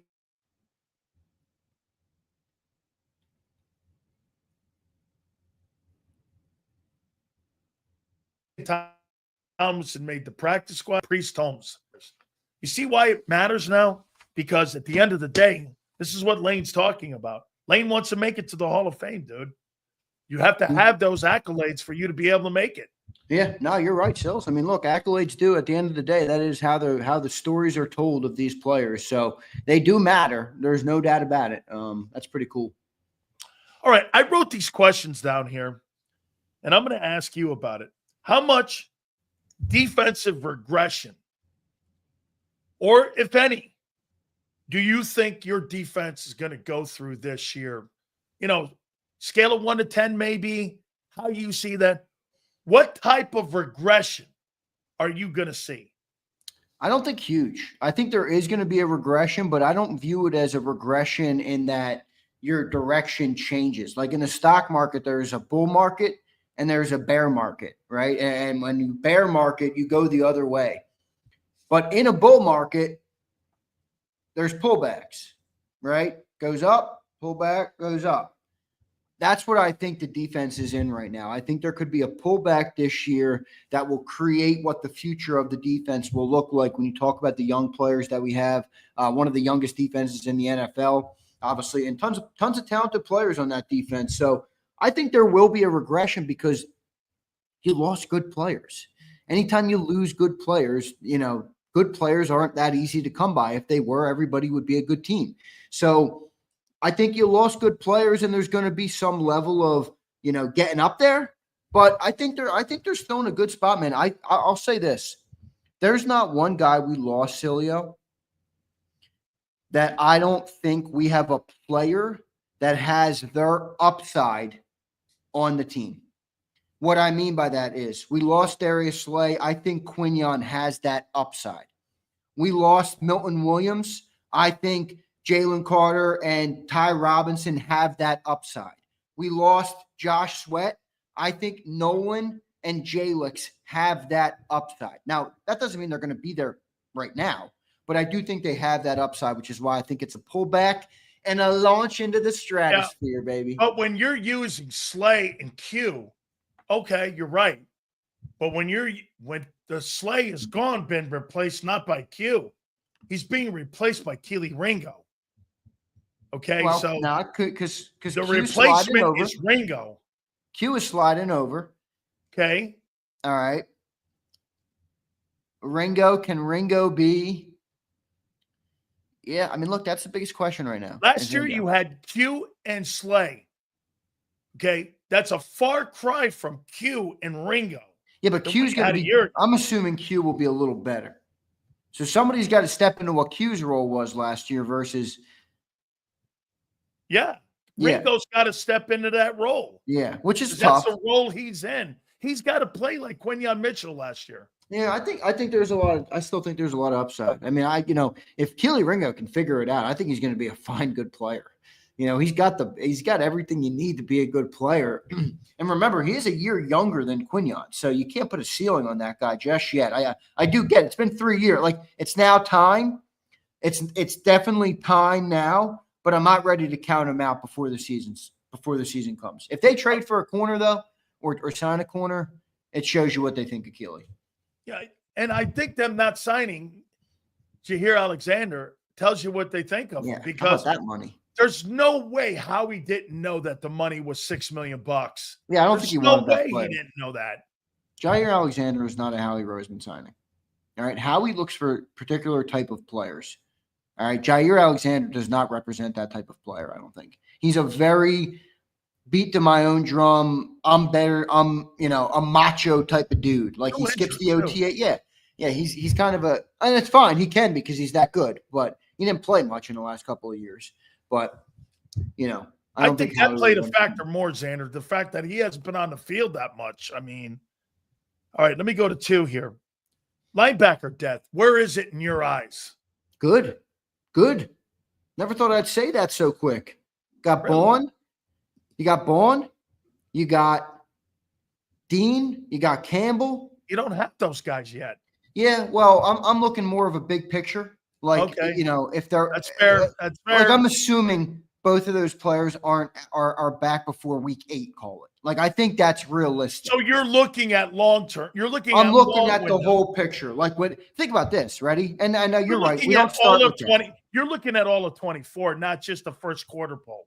Right. We don't start with that. I know that, but think about when they're all healthy. You're going to have Bowen, Dean, Campbell, Trotter, and now this new guy from Georgia that they drafted who's a pretty good player. Now, I don't know what he's going to be. Starts. I don't think so. Dude, I'm just telling you, you guys are really putting a lot that you think. How come Trotter didn't see the field a year ago? Well, I guess Oren Burks was more positioned to play. I mean, Trotter was a 5th-round rookie last year.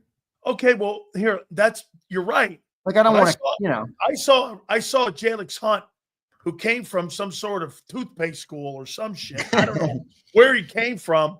Cornell and Houston Baptist, I think it is. Right. I mean, this guy was on like a mission or something down in Houston, and all of a sudden this guy's showing up in the Super Bowl, and they were so good, they didn't even activate Bryce Huff for the freaking Super Bowl, and he was a rookie. You're telling me Trotter? I mean, it doesn't seem like Vic to me is going to look at where you were drafted or how young you are or how old you are. He's going to put the best guy out there. Yeah. And if you can't beat Oren Burks out, I don't know, dude. I mean, what does that tell you a little bit about Trotter? Yeah, I mean, that's fair. It's a fair take by you. I think Trotter's going to improve. I think he's going to be better than he was last year. And I think because the defense, that was the way the cookie crumbled last year. Like, they had Oren Burks, so the opportunity wasn't really there yet for him to start. He surprised me too how good he was. And again, the people were already there. Oren was slotted as the starter or the backup that was ahead of Trotter, and that's how the cookie crumbled. Now there is nobody else there, so he's going to have his chance. Now, if he loses the job to Munden, then I think you're right. Right guard, the effect on the run game, not having Becton in, will be what? I'd say minor, but still something, because Mekhi was great in the running game. So to lose that and expect Tyler Steen, who's like a big dude, but like he's like not Mekhi Becton. No, to expect him to be able to do what Mekhi did, I think is probably a little unfair to Steen. So I'm expecting a small drop-off on run, but I think the other four, I mean, I can't get too worried about that. You got Landon Dickerson, Jordan Mailata, and Lane Johnson, and Cam Jurgens. I can't get too worried about it, but I do think it's going to be a little worse in the run game. But the focal point of your offense is the run game. It would be like you losing a receiver or a tight end, wouldn't it? It wouldn't. No? Well, your focal one out of 5 offensive line. Your focal point is not throwing the ball. It's running the ball. So don't you think any kind of loss, and especially if you're taking a downgrade from, again, if Steen starts, isn't that a downgrade from? All right, well, let me ask you this, because I don't disagree. You're right, but let me ask you this. Is Jordan Mailata replaceable? No. Is Lane Johnson replaceable? Absolutely not. Is Landon Dickerson even replaceable? Is Mekhi It's Becton surely not. The center's not, by far not. Do you think Mekhi Becton's replaceable? On any other team, look, I'm not gonna overcook it. You're right. Okay. They've weathered it. I still think how dominant you were, though, man. It was an iconic run performance that I've not seen since the days of Adrian Peterson, Terrell Davis, even Emmitt Smith. That's how incredible it was, Zander. So for me, I mean, if it's 5% drop off or 10% drop off, and the pass game doesn't get better, isn't that more of an impact on your approach? That if you have a 5 to 8 or 10% drop off in your run game and your pass game doesn't improve, isn't that a law? Isn't that worrisome? Yeah. Because you can't lose much on your offense right now. Well, yeah, then it would be. You're right. I kind of like this chat or from a commenter, Shady. He kind of reverse engineers the question: will a smaller guy at right guard help the passing game? I don't know. Mekhi Becton was a big boy, and Jalen Hurts ain't that tall. He's like 6'1", Jalen. I'll tell you what, Shady. When you remember something, Shady. Big dudes beat up little dudes. Yeah. Okay. So whenever you got big dudes out there, they always beat up little dudes. So by the way, Sills, you see all these wrestling outlets picking up your Goldberg interview? Oh, I do. All of them are. All of them. It's great. Yeah. It's great. It is. They're taking the quote. I love the quote. 90 or 50% of me is better than 99% of the rest of you losers or whatever it was. Yeah. Hey, by the way, next week we're gonna have Diamond. We're gonna have Diamond Dallas on here, man. Yeah, cool. Dallas Diamond Page. We're gonna get his ass on next week too. So let me ask you this one now: secondary depth. How you feeling? I mean, I feel like you've got a lot of moving parts there. I don't feel like the depth is awful, but it's certainly not great. I mean, safety, you have basically one proven guy in Reed Blankenship. Everybody else is a massive question mark. Corner, you have obviously Coop and Quignon. And I think Adoree isn't like, we know what Adoree is to some extent. I don't think he's a trash can. I don't think he's a huge upside player, but I think he could be what Isaiah Rodgers was last year in that backup role. So I think you have that. And it's all on Ringo. I mean, if Ringo's a good player, you'll say this, Sills, the depth in that secondary is unbelievable. If Ringo stinks, you're going to be like, we need more depth in the secondary because we don't got enough good corners. So it's really all on Ringo because if Ringo's good, now you got Ringo, Coop, Quignon. But Kuba's got to be good too. Yeah, well, he's a question mark right now. Let's be real. I'm not saying that guy, I mean, I think he's going to be good, but he's a question mark. Absolutely. Okay, I got this from you guys today. So let me ask you this here. By the way, please hit the like button here.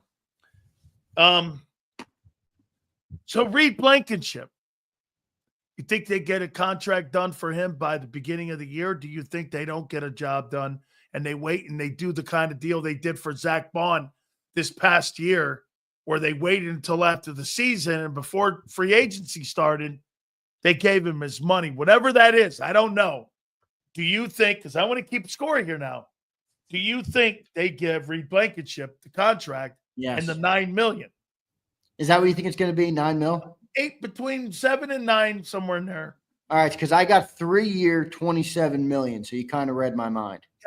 Okay. 3-year, $27 million with $18 million guaranteed. Okay, I'm writing this down now. So Nolan Smith.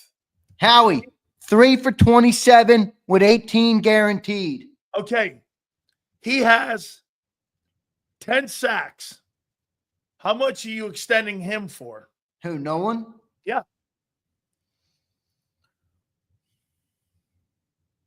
I'm probably going $25 million a year. 25.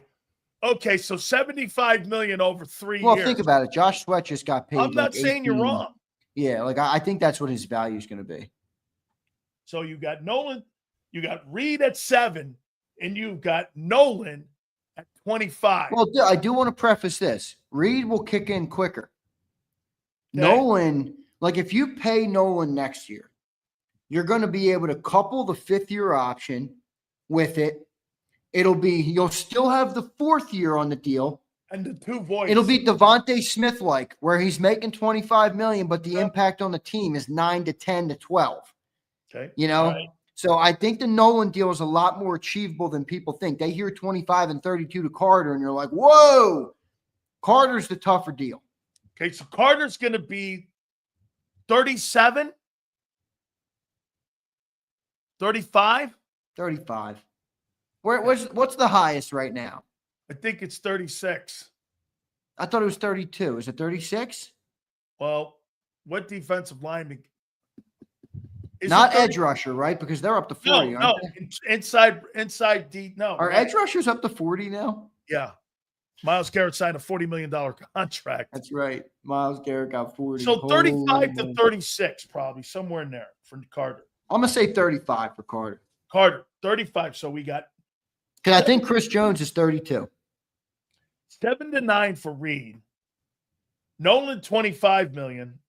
Carter, $35 million. All right. So let me go here. Keely Ringo. What if your boy has four INTs? Probably not. Probably can't keep him. You got to pay him $20 million. Well, he's got 2 years left on his deal still. When he's eligible for an extension too at the end. Well, he'll still play the last year though. Okay. So you're going to pay a guy. I don't think we're going to pay him. I think we're going to let him play the last 2 years. We'll get another guy in the chamber for next year that'll have 1 year on the bench behind Ringo. Ringo will be probably goodbye because you'll be paying Cooper DeJean and Quinyon Mitchell at that point.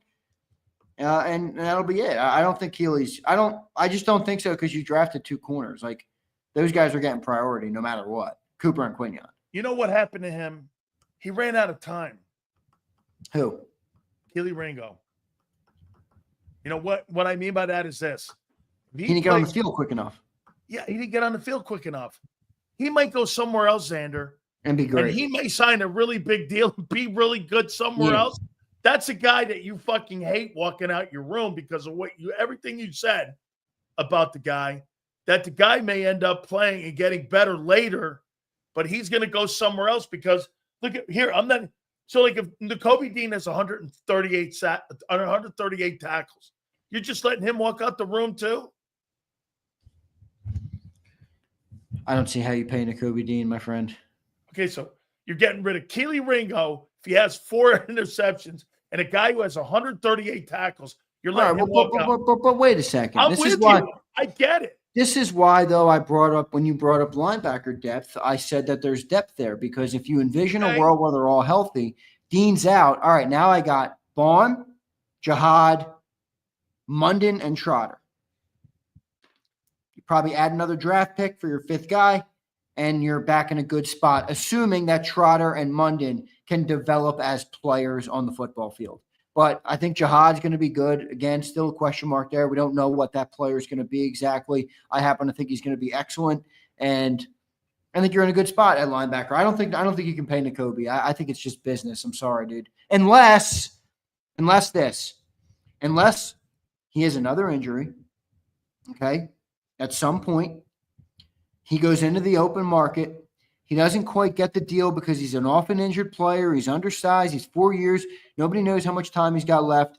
And instead of taking $8 million maybe with another team, he takes 7 or 6.5 to stay in Philly with a cheap deal with some incentives. That's the only scenario I could see Nakobe coming back is if it's a cheap deal. Moro Ojoma, what if he gets you 5 sacks? Gone. Aren't you in the same position that you're going to be next year with a lot of these players? Well, you got younger guys. Moro Ojoma will walk and he'll have time. You're going to be looking for another corner, right? Well, yeah, but I mean, you know, you're going to have some things that you need every offseason. It doesn't matter who you are, my friend. I mean, okay. Silio's wait a second. You need a corner. You guys are fucked. You need a corner in 2028. You guys are destroyed. No, see, this is what all I do is ask questions here. I know. You're right. That's all you do is ask questions. Hey, this is all I do. By the way, your boy that you had, who was the intern you had? Come on, look, I like Billy. Billy Calirulo. Wait a second. Let me ask the great people of JAKIB Nation. Who's listening? I said the Sileo pre-show. Now, Sil, I love you. All right? And I don't know if maybe you've had a change of heart. No. But there are people who are dominating the negative headlines on the Philadelphia Eagles, and they are not Sileo for the first time in about 4 to 5 years. I mean, I keep hearing WIP's disrespected Jalen Hurts. The last 5 years of my life, my inbox has been flooded with fire Sileo. We hate Jalen Hurts. They're lying. What happened? They're lying. Name me one show on IP that talks shit on Jalen. One. Give me one. I don't There's listen to not one. I hate to say it, but I don't listen to him. Okay, there's not one show. Billy gets his little panties in a bind if anybody says boo about Hurts. It was a good marketing strategy by Billy. Oh, he's brilliant at it. He knows what I'll tell you one thing that guy knows what to do. He knows how to pull the wool over the bullshit eyes of the people in my business because he's smart. He gets it. He knows how to do the TikTok shit. Squishy. You're getting soft. Soft. You're getting softy. How am I getting? I'm the only guy. Every single person I know goes, the guy over at, is this not the narrative, folks? The guy at JAKIB hates Hurts. The guy at JAKIB. Well, that's definitely a narrative. Okay, and wait a minute. You're right. I don't know if the producers like turned it on or something, but you're right. They have been railing on him recently. And so get this. And so like all of a sudden now, everybody's now starting to take a little bit of my sauce. I think it's something maybe a little different too. Tell me. It's a little bit of this. Your Softy McSharman nowadays. But Absolutely. I think there also might be a little bit of something else. Well, yeah. It's called winning a Super Bowl. Is starting to believe. No, I don't think the guy. I think he's a good player. But I'm going to say Kevin says I'm unsilioized. He's too soft. Yeah, that's what I am. The silioizing only works if you're a hard. Remember something, folks. Don't ever read a headline. Always read a headliner. I don't. There you go. There you go. I like it. The headline ain't gonna cut it. I think you're starting to believe in Jalen. Well, shit, you won the Super Bowl. I think you're starting to believe that there's more there. I don't have to have a belief. There's more there than meets the eye. There's more there than the stats say there is. There's more there to that player, that person, and that impact that he's had on this football team. He's smarter. He's a smarter player than almost all the players at that position in the NFL.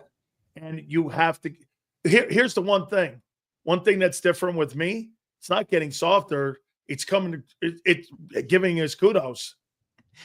The guy, what am I supposed to do? Fucking hate a guy who was the MVP? Now you sound like Bill Colorado 4 months ago. Now you sound like my boy Bill.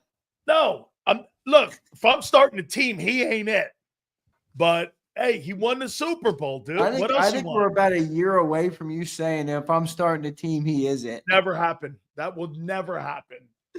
I mean, would you start? Hey, by the way, would you start a game? Would you start a team with Jalen Hurts over Josh Allen, Joe Burrow, or Patrick Mahomes? This is my favorite thing about Jalen Hurts. Whoever listens to Zander Time in the morning, all right? Whoever listens to Zander Time in the morning, I always say a phrase, all right?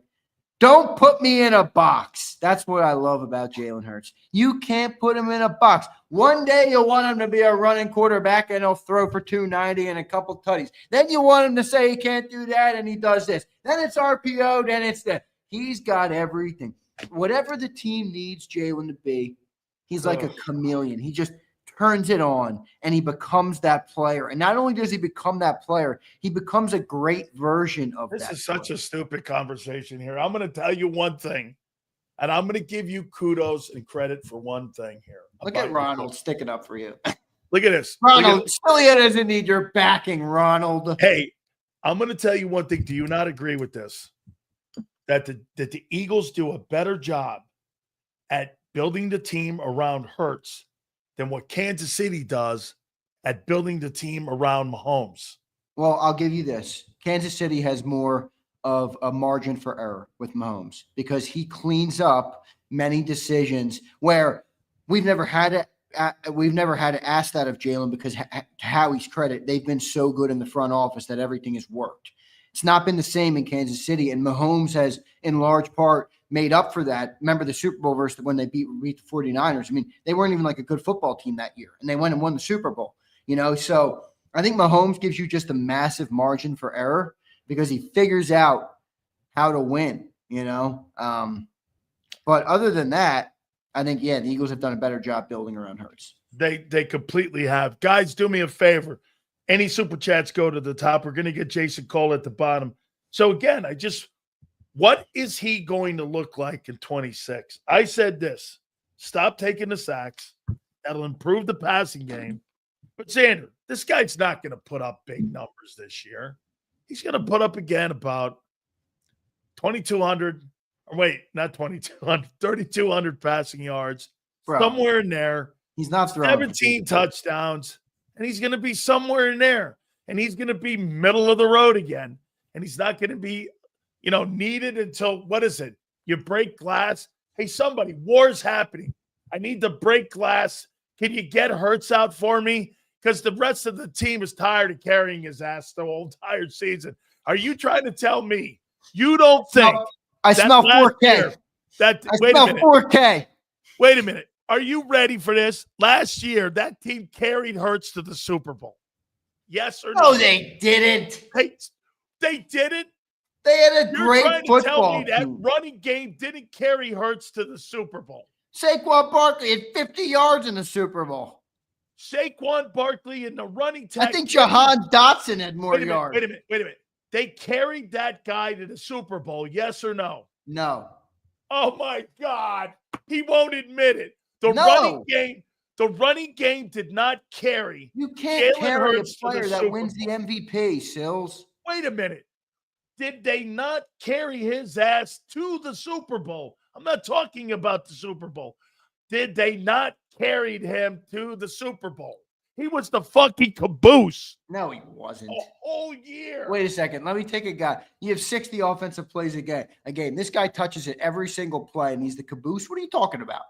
He was carried to the Super Bowl. No, he was not. Oh, my God.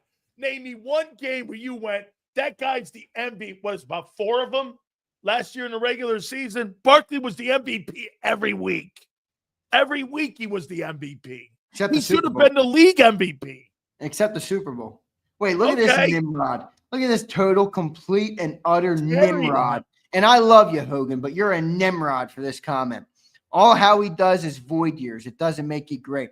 Void years don't mean shit if you get crappy players, Hogan. What a crappy take. Hogan, that's how you keep good players, them voided years. Yeah, exactly. Okay. Howie ain't giving those contracts to shitty players. He's giving those void years to good players. Holy cow, man. He will not call Caboose Hurts what he is. He just refuses to. That kid was carried the entire year all the way to the Super Bowl. You know it. Oh. See, look at that. He even got froze. Just like, again, everybody else that watches the program, they end up getting froze. It's all right. I understand. You got to be kidding me. I'm even going to tweet that. Hold up here, man. I'm going to tweet that. Here, Big Sills. Jalen Hurts was carried to Super Bowl. Big Sills. Hold on. I'm back. Hold on. Jalen Hurts. Hang on. I've got it. Hang on, Zander. Jalen Hurts was carried. No, he Hold wasn't. on for a minute. Here he goes. Make sure you tag Billy. Carried. No, I'm not going to Bill. Guy's a tag Billy. He's an intern.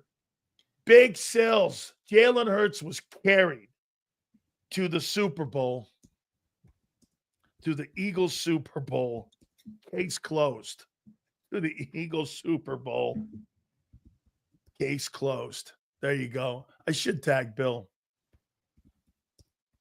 I'm gonna tag him right now. Hold on. Do I still follow his ass? Bill Collar. What is it? Collar what? Collar kind of what? What's his name? I don't know his name. Bill Colalingo. C-O-L. What how do you spell his name? Let's see here. What's his Twitter? He may have stopped following me.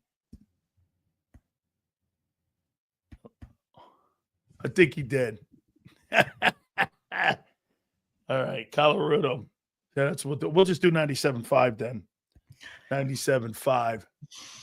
The fanatic. About time you stir up a little stew this off. I haven't stirred it up enough. No, you've been like a flat drink, like a seltzer you left out for a couple of days, Out of or a his mind. soda. What the fuck is he? What are you talking about? Like a Coke you left on your studio deck for a couple of days. Jalen Hurts was carried to the Eagles Super Bowl in February. Hold on for a minute. flat like an old Diet Coke. Hold on here. There you go. Boom. There you go. Boom. Just like that. Big sales. Jalen Hurts was carried to the Eagles Super Bowl in February. He was. End of story. And he played great. Thank you very much. The guy decided, he's like Rip Van Winkle. He woke up under a tree. He's got a ring on, he has to go play. Oh, wait. I think the Eagles get their ring soon. Yeah, you know what he should do? Every single ring should have Barkley's name on it. especially on the offensive passing guys. I bet you when AJ gets his ring, he's going to look down and go, "Well, Saquon Barkley was the star of this team. Wasn't me. Jesus, I wonder how that's going to feel." Oh my God! Hey, AJ Brown's going to use that ring like a Prince Charles. Oh my God! All right. Holy, hey, who is the star of the team? He was. Like, if you were picking dodgeball guys and you had the offensive guys, who would you pick first for dodgeball? I would probably pick, let's see, I'd pick AJ. Who's winning the offseason? NFL teams?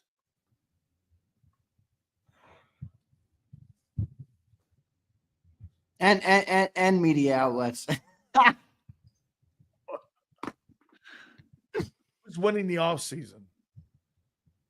I think the teams that make the least amount of moves win the offseason, not the teams that make all the moves. That's not always true. Okay. I mean, sometimes it's true. Not always true, though.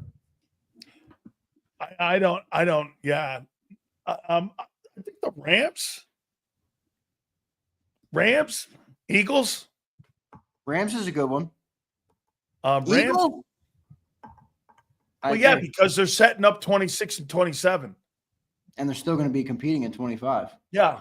I call that a masterclass, folks. Well, again, you're going to have regression. Your defense is going to be around at least I'm not like John McMullen. John thinks they're going to be in the 20s. I think they'll be around 13 somewhere up there, but yeah. I mean, I got top 5. What? I got top 5 in the day. My God. So you don't think any regression? Some. They were number 1. Oh, my God. Wait, 1 to 5. What are you talking about? They're going to be I guarantee they're a top 5 defense. Dude, I guarantee you there's a chance that defense could be a bottom 5. You know what else I've been feeling? Help me. I've been feeling 4K for Jalen Hurts. 4K. I'm just feeling it. I don't know why. What is that? One of his wines in Napa Valley? Is that what it is? All right, good rebuttal. Good rebuttal. But I think 4K is on the way. Bro, best thing could happen to that guy is he's 2,500 passing yards, 17 touchdowns, and Barkley go, "Oh yeah, I did write this one down." Bro. Wait. I saw. Hey, Philadelphia, I see you in the chat. Can you comment, please, the comment that you made the other day about Morgan & Morgan and what you had to say about our great sponsor, Morgan & Morgan? Killa, could you please drop that in the chat, please? I'd like to pull that up on the show and show it to the great Dan Sileo. If you could do that, Killa, I would appreciate that. I hope it's a good one. Oh, it's a good one. It's a good one. Hey, once Killa gets to it, you'll love it. You think he has a shot to break the record this year? Who? Barkley. What record? 2105. No, I don't think he can be that good. You don't think he could do 2105? Huh. You don't think he goes for 2K again? Man, I'll tell you guys. I think this guy. No, man. He. I think he has a shot to have himself a great year this year. You don't think he goes for $2,000, huh? No. Right. No, Let me get you out of here, man. Your cable is like something that Barrett Brooks has. It's ridiculous. I don't know what's going on. It's that New Jersey. Cable. That's what that is. Wait a second. Can you hear me though? Yeah, totally. All right. Well, Philadelphia's Killa. Philadelphia. Okay, here it is right here. Philadelphia, you got to post it so I could see what it is. Yeah, it's the Jersey Shore. That's what the hell the thing is. Morgan and Morgan. Here it is.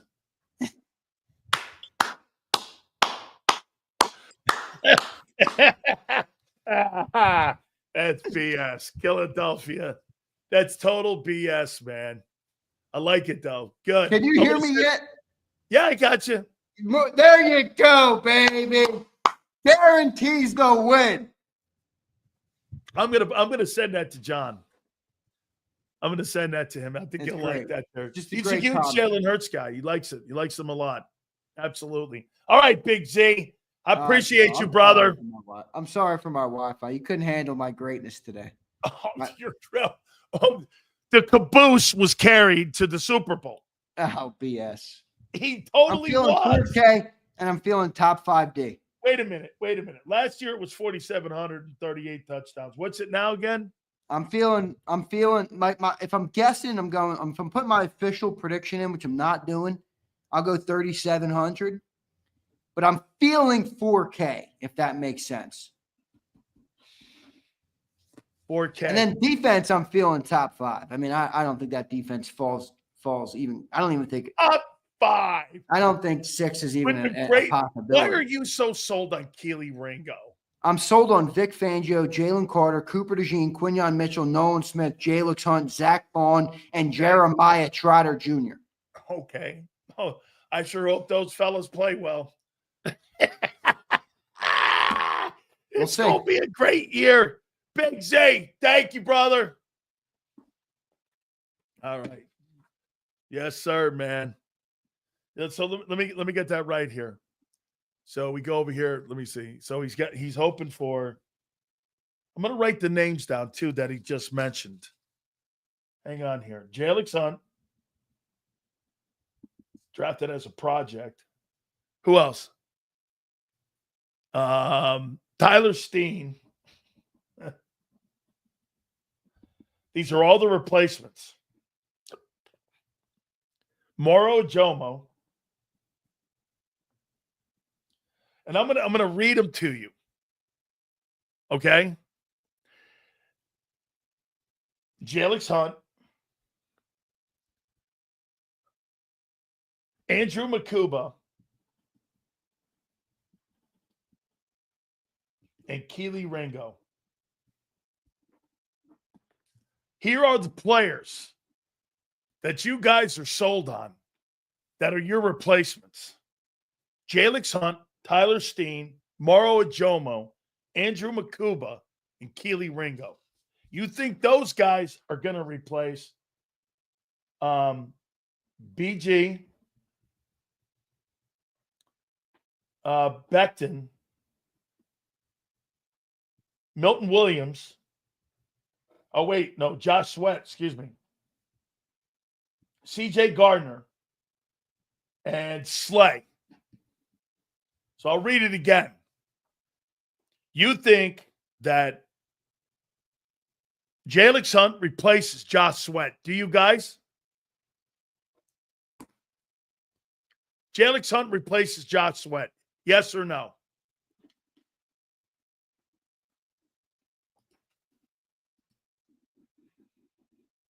Does he replace?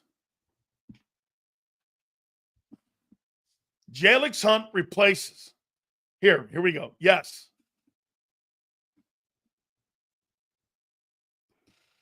%100 on board with the replacements. So wait a minute. Jalix Hunt replaces a guy who's played 700 plus snaps and has given you 51 sacks in 6 years. He replaces him. He'll be better. I can't wait to keep this here on June 19th. Okay. So you're saying that Jalix Hunt is a better ball player than a $20 million a year player. Is that right? Is that what you're saying? That Jalix Hunt is a better player than a $20 million a year guy? Yes or no? Okay. Yes. Okay. So are you trying to tell me you believe Moro Ajomo is a better player than Milton Williams? Yes or no? So Jalen Hunt will be better than Sweat. Let me tell you something. If he's not, I'm going to murder him. Okay? If he's not, I'm keeping receipts on this. Okay? Moro Ajomo will be better. You guys say Moro Ajomo is a better player than Milton Williams. So far, Jalen Hunt's better and Moro Ajomo. Why didn't they start last year? If Moro Ajomo was better than Sweat, why didn't he start a year ago?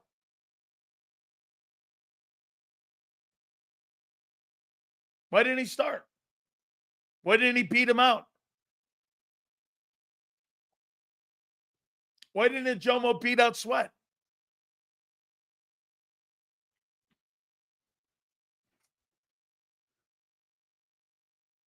Why?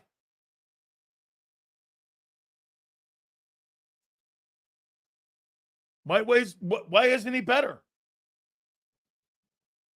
Okay. So you're saying Moro Ajomo's better than Milton, and Jalix is a better replacement and is a better player than Josh Sweat. Okay.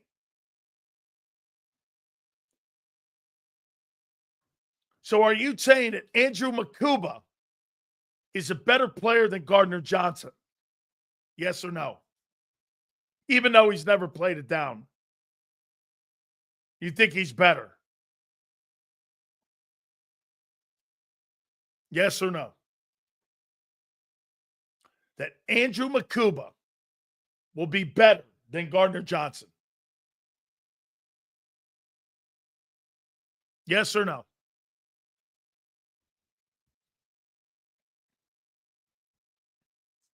I'm framing it wrong?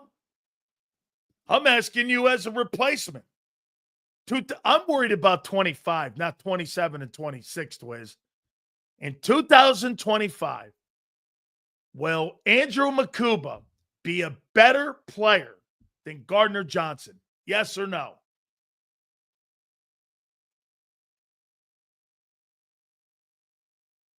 It reminds me of Ed Reed.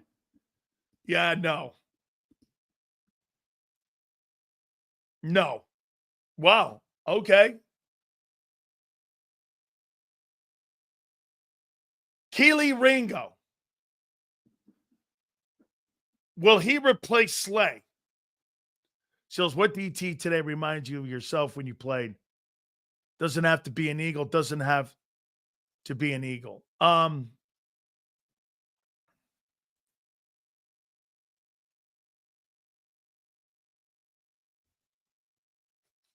I like that DT that they got in Los Angeles. What's his name? Kobe? Or what's his name? Toby? Something they got from the, I think from Wake Forest. I like that player. You know, he's good against both the run and pass, not exceptional.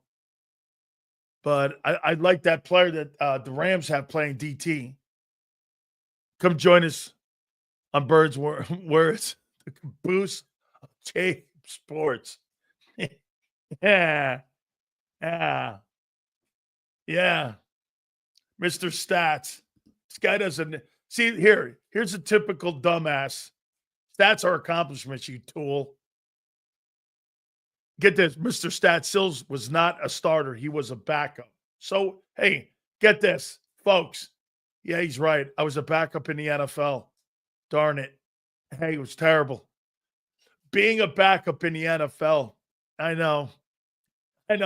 There's a lot of guys sitting in King of Prussia right now, sitting at the bar watching Big Sills, going, I was better than that guy. I made all 17th team, all city.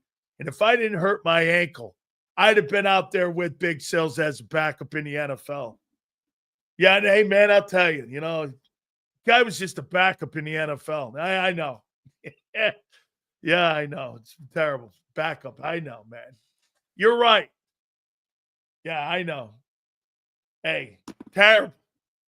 Sileo, man. You were a backup in the NFL. What would you know? I know. Oh, I know. Hey, at least I got there. We're good, right? How you doing, Dodd? Dude, backup quarterback for 15 years. That guy's got a job on Fox now. That guy who played what's his name? Chase Daniels? Chase Daniels has been a backup for 17 freaking years. The guy played 4 games. 17. A guy played 4 games in 17 years. So once again, with all these backups here, check it out. I wrote it down here. So you guys think Jalen Hunt's a better ball player than Josh Sweat? I'm keeping this. And you think that Moro Ajomo is a better player than Milton Williams?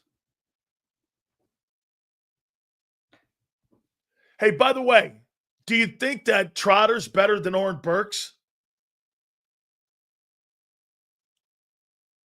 Do you think Trotter's better than Burks? Yes or no?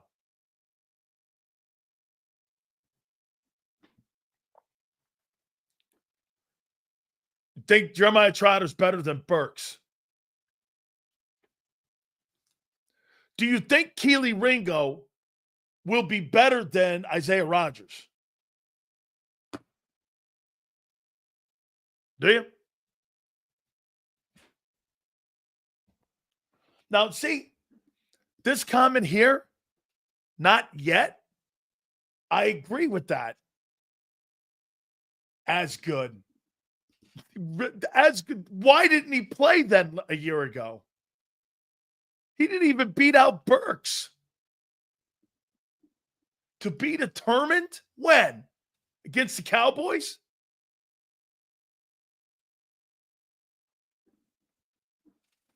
Okay? Not going to lie. Of course, I would want to be on the field, but making 6 figures to sit on the sideline and watch NFL games every week, it wasn't like that. You still had to get out there and play Bend My Best Friend Over. Hey, Bend My Best Friend Over. It still had to play. You still had to get out there and play special teams, and you still had to get out there. I played probably about 20 snaps a game, 15 snaps, 20 snaps a game. It's all right. I'm good. I do dig my friend Ben, my best friend Over. He's just I like that guy. He's got good takes too. Makuba is more of a sound player, and Ajomo and Hunt showed signs of being good. Can't keep everyone. So Twiz is trying to tell you that Makuba is more of a sound player when he's never fucking seen him play. Where? Who'd you see him against? Kansas? Oh, who'd you watch him against, Makuba? Let me guess. Oklahoma State? Yeah. Oh, wait, no. Ole Miss. Oh, yeah, that's right, Twiz. He had a hell of a game against Ole Miss. Shit, when Texas played Ole Miss. Unbelievable. Yeah, man. He's really a sound player. When, he was playing against Kansas State. Yeah. He's a sound player. Did you see him in shorts and a helmet over at the NovaCare? He was locking down on Jeremiah Chase. Who's Jeremiah Chase? He's some guy they got on the practice squad at wideout. Yeah. Hey, I know. Hey, I'm good. I'm all right. Here, let me get that first day on the Tampa Tribune picture. Hold on, Zander. See that picture over there, Big Sills? That was on the front cover of the Tampa Tribune the day Big Sills signed. Look at that. There it is right there. See that picture there? Dodd right there. 56 player taken. Hurts was taken 53. All right. Vic has talked multiple times about loving Trot. He's got to. Good. I hope. Hey, look, I'm not wishing the kid to not be good. That's not true. Makuba, 3 years at Clemson. In the slot, moved to safety at Texas. All came together. Stop the BS, Mr. Stats. Okay, Mr. Stats. He was in. You're giving me a fucking college resume? Okay. Sure. College in the pros? I don't even know what he did in college. I don't give a shit what he did in college. Okay. I don't care. He was the 3 years at Clemson. And then, when he was playing against Wake Forest, he was a lockdown guy, wasn't he, against Wake Forest and NC State. I can't wait to see that against Malik Neighbors. We'll find that out. It ain't what you think. This guy throws Clemson at me, and I'm going to throw Giants and Cowboys and Bills and Rams at him, and he's going to throw Clemson and Texas at me. Okay. See what Ben, my best friend over, says. All I want is the guys to not make our team worse. That could be. They can play up to 80% of the level of the guys that are replacing. How about this, too? Do you not think this one? How about the chemistry? Do you think that's a thing or not? When you had a great team chemistry a year ago with those players. You're acting as if these guys who will be replaced were Reggie White and Seth. Well, they played like it. They were number one in the league. They held the Kansas City Chiefs to not crossing the 50-yard line until the third quarter. They may not have had Reggie and those guys' names, but they sure played like it, did they not? Yes or no? Did they not play like it? They may not have had Reggie and Jerome and Seth's names, but did they not play like it? Yes or no? I mean, Josh Sweat, Clyde Simmons, okay. Jalen Carter, a type of Reggie, okay. Maybe not as talented, for sure. And by the way, Josh Sweat was the best player on the field in the Super Bowl.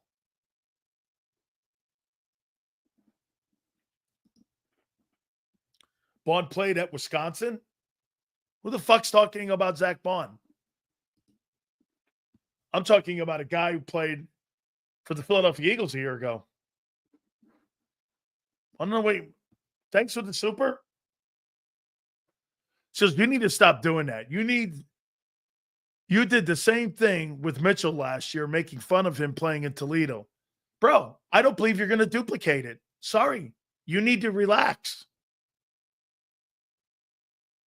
And I didn't think that he was that good. I did not. I was shocked. You really believe that guys who you had on the team a year ago who couldn't see playing time are going to be better than the guys that you replaced with, and they couldn't even beat out the backups last year? You think Trotter, who's not better than Oren Burks, is going to be a better ball player?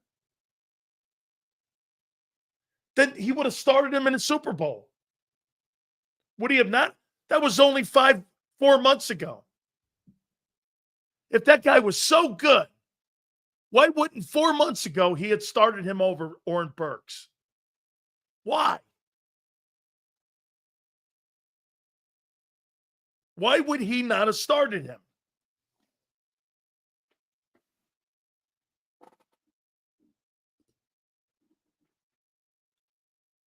If you have talent, you have talent, and that's all I'm saying, Sills. Dude, here. Maybe I have to do this. Okay? Maybe I have to go here. I'm not saying these guys aren't good. I'm saying they're not as good as those dudes. And you guys, Zander doesn't think there's any drop-off. I mean, if you're telling me between the number one defense and the fifth-ranked defense, let me take a look at this here. So I'll show you. There's not much room for margin between the top 5 defenses in the NFL. There's not a lot of space. Top defensive football teams, 2024. I'll show you. So when you guys say there's no drop off here, okay, I'm going to show you this. Now, the one significant thing is by far the Eagles were great last year. They gave up 278 yards in total offense, which is insane. Okay, 278. Now, follow me. 2, 3, 4, and 5, 6, 7, and 8. Okay?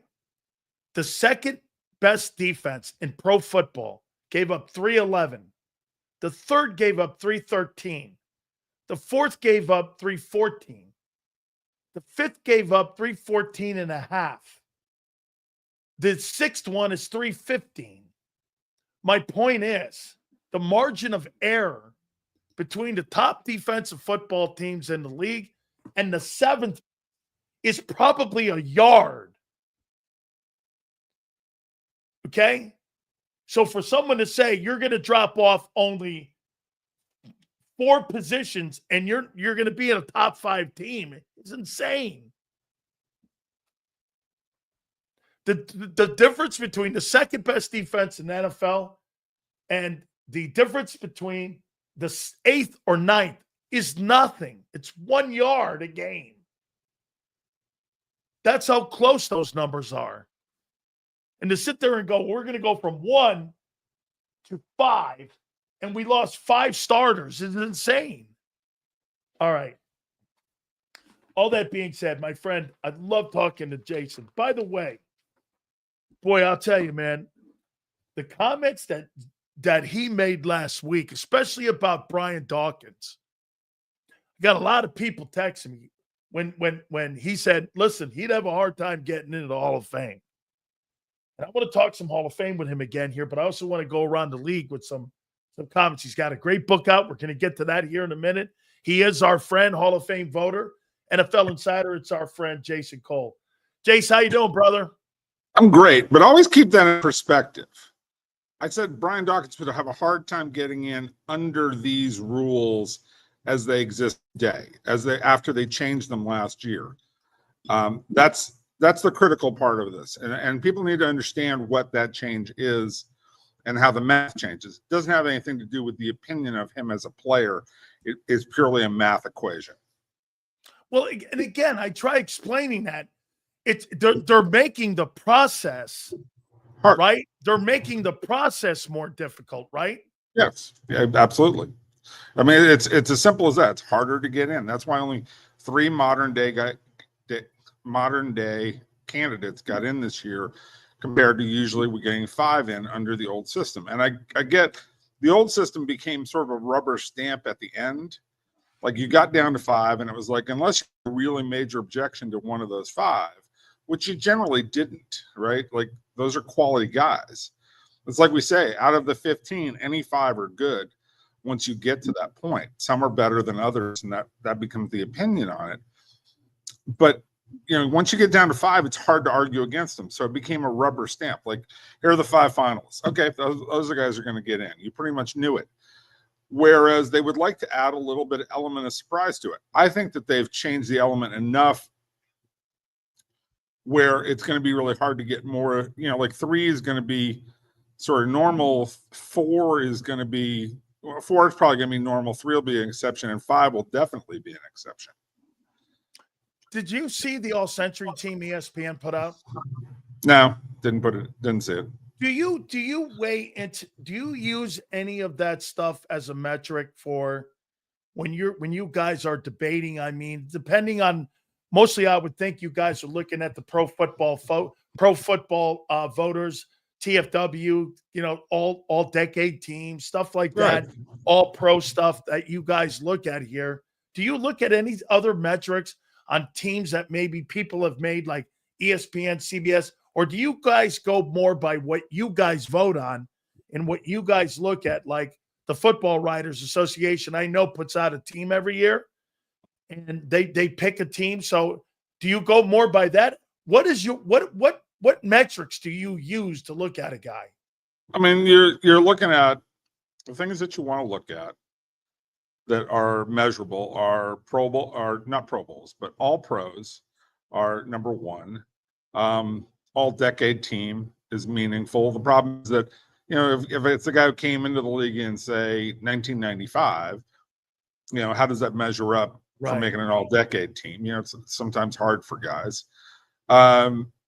You know, Pro Bowls is kind of third, you know, after all of the all pro teams. Like, you know, there's the AP all pro team and there are other all pro teams, to me, have more weight than the Pro Bowl, and certainly a lot more weight than the recent Pro Bowls, like in the last 15 years, because making the Pro Bowl now is so easy because so many guys bow out. You know, you got 4th, 5th string guys, especially a quarterback, who are getting into the Pro Bowl. It's kind of a meaningless award, right? So it's been diluted in your mind. Yeah, the Pro Bowl has been diluted a lot, but you still want to know. You still want to have it. After that, you know, you start looking at, all right, championships, playoff appearances, you know, some element of wins and losses, depending on how you want to measure it, you know, consistency of your team, consistency of the rank of the defense. Like, if you're a great pass rusher playing on a really crappy defense, or you're a great pass rusher playing with a team that scores all the time, you're going to get a lot more opportunities to rush the passer, right? Whereas if you're a great pass rusher playing on a team where you can't score, like, you're not going to get a lot of opportunities to rush the passer, right? Wait, I want people to hear again what you're doing here, and I don't know why. Is this just the fans, like folks that watch the show and always criticize me for this? You never mentioned one-time Super Bowls. And to me, I think that's the last thing on the table. Is if I'm about to get there. I mean, like, again, all of these things are there that you're looking at, and then the icing on the cake is, did you win championships? Did you compete at a high level? Did you, you know, because at the end of the day, the point of the game is to win. The point of why people play is to win a championship. But there's got to be common sense. I can't go. Absolutely. There's always weights and measures to it, you know. And so the fact that Dan Marino didn't win a Super Bowl and only got to one doesn't disqualify him from being one of the top 5 or 6 quarterbacks of all time, right? The fact that, you know, Peyton Manning only won 2 and people go, well, Brady won 7. It's like, okay, there's not that huge a gap between the two guys when you really look at it. Okay. I mean, yeah, I think it's pretty easy to say Brady's the better player when it's all said and done, because the gap in championships is so huge. But it's not like, you know, like as a player, like Brady's way up here and, you know, Manning's down here. Like, it's like this, you know, it's like, you know, you're oscillating between the two. It's Elway Marino stuff. I mean, you know, right. And that's the kind of stuff that you measure. But, you know, at the end of the day, Super Bowls do matter. They matter, but they're not one of the top 5 or 6, because they're also a little bit random. You know, it's more about an organization, isn't it? I mean, right? Yeah, you look. Archie Manning's never going to sniff the Hall of Fame, and he's a Hall of Fame player. Well, on pure talent, you would sit there and if you watched Archie Manning play, you would say he might have been better than either one of his sons. Yes. Okay, he might have been. I mean, because he could throw the ball like Peyton, and he was more athletic than Eli, right? That's right. Absolutely. But he played in a crappy organization that was never going to win, and didn't. Jim Plunkett played in a crappy organization the first half of his career, killed it. Right. He ended up being a backup, you know, and now he goes and he wins 2 Super Bowls.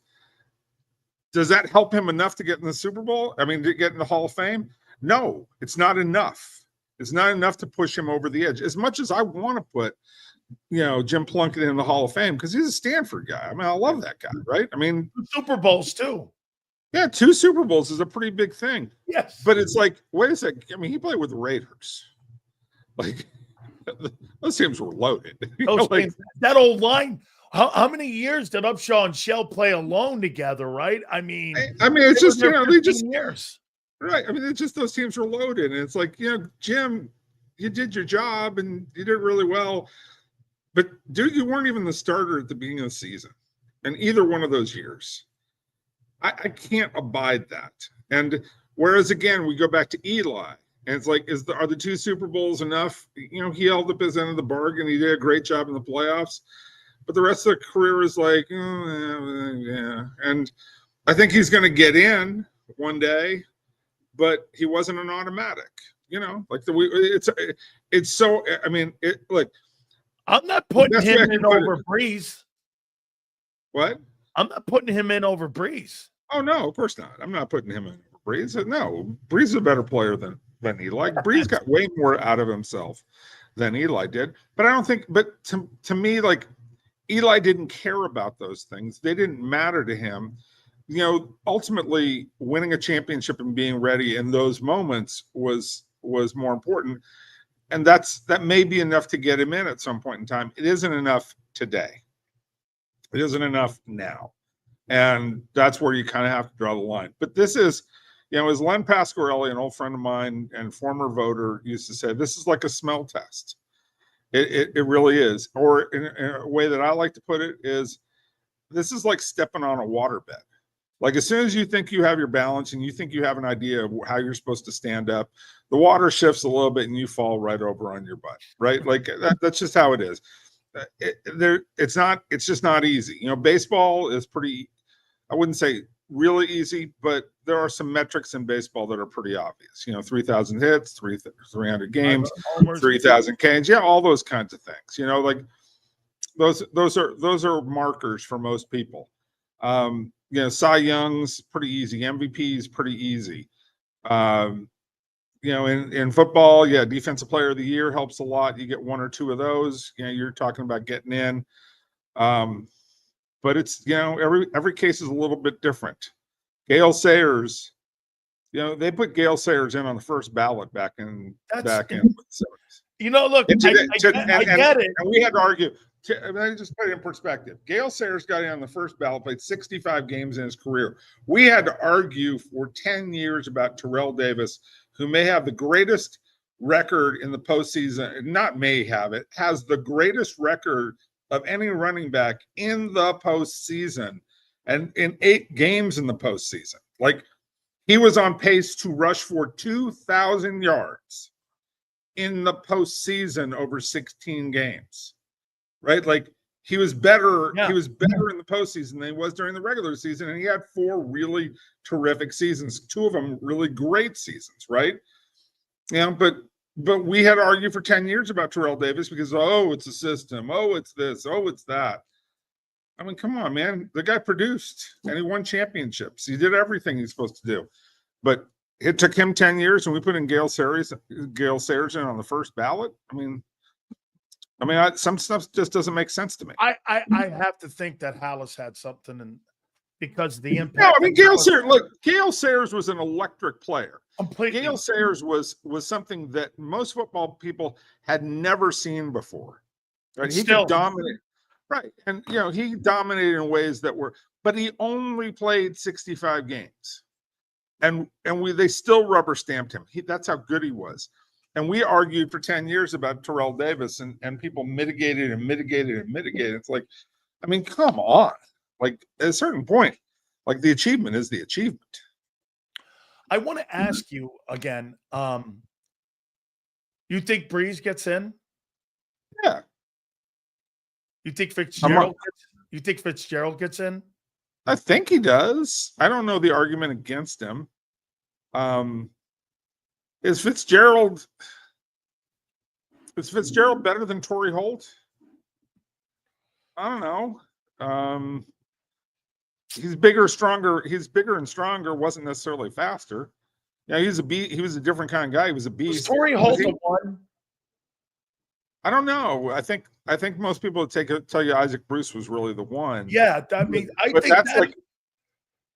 think that hurts him, like with Reggie. Yeah, I mean, was at the end of the day, was Fitzgerald better than Reggie Wayne? Yes. Yeah, probably. Probably a better run after the catch guy. But we're comparing him to a 2. I understand that. But You know? these are guys. Yeah, but these are the guys on the waiting list. These are the guys. These are guys that are eligible now. What about Rivers? River, we talked about Rivers before. I think Rivers is a good candidate. Is he better than Eli? It's going to be an interesting debate. I think he probably got more out of his career than Eli did on a year-by-year basis. Didn't win the championships. Didn't get to a Super Bowl. This is the potential 26 class here. What about a guy like Jason Witten? He has all the numbers. It's going to be hard to keep Witten out. He has. And being a Cowboy? That doesn't really work with me, but yeah. Okay. I mean, but we put Drew Pearson in, so what the heck, Yeah, I know. Here, how about Frank Gore? I love me some Frank Gore. Third all time. Don Sutton. He's a Don Sutton of running backs. He really is. Showed up every day, did his job, was tough as nails, pounded it out. Wasn't necessarily spectacular. Had a couple of, 20-win seasons, as you might put it in baseball parlance. Yep. But, I mean, probably not even as good as Curtis Martin. No, not at all. I'll put this one here. This one, I'll do a couple more here, and that's it. Julian Edelman is a Super Bowl MVP. He's got some of the most. He's got I think he's got many of Rice's records in the postseason because the amount of games that he's played in, or he's right there with Jerry. And by the way, I'm not even in the room with that. I'm not. Yeah, no. I'm not going there. But Jay, I mean, 4 rings. I mean, an MVP. Look. I think it's going to be a really interesting. Less than 7,000 overall yards receiving. But he's got like a Lynn Swan moment, doesn't he? Yes, that's exactly the comp. He has a Lynn Swan moment. That catch, keeping it off the turf, is a Lynn Swan moment. I tend to say no. The eyeball test was not there. It's awful good. It's awful good, and some people may say yes. And I'm not sitting here saying no. Like, I know. Oh my God, it would. Yeah, like if you told me he made the Hall of Fame, I wouldn't say that it's a crime against humanity. I just would say that's not really what I think belongs in the Hall of Fame. Who would you vote for out of these 3 coaches? Holmgren, Shanahan, Mike, or Belichick? Yes. He only get 1, you said. Whoever gets put up by the committee. I mean, look, Belichick has the best record out of all of them. Yeah, but do you think people will look at that and go, no, because the whole? Yeah, there's going to be some people who are going to ding him on the cheating and the fact that he was a dick and all those things. It doesn't bother me. None of that stuff bothers me. But yeah, so there's going to be enough people who ding him, and so Holmgren or Shanahan will go in before him. Or let me just say this: Holmgren was on the ballot last year. Yeah. As a contributor. Yeah. Because of the new system, didn't make it. Yeah. That pisses me off. Yeah. Because that guy, to me, it's pretty obvious to me, he belongs in the Hall of Fame.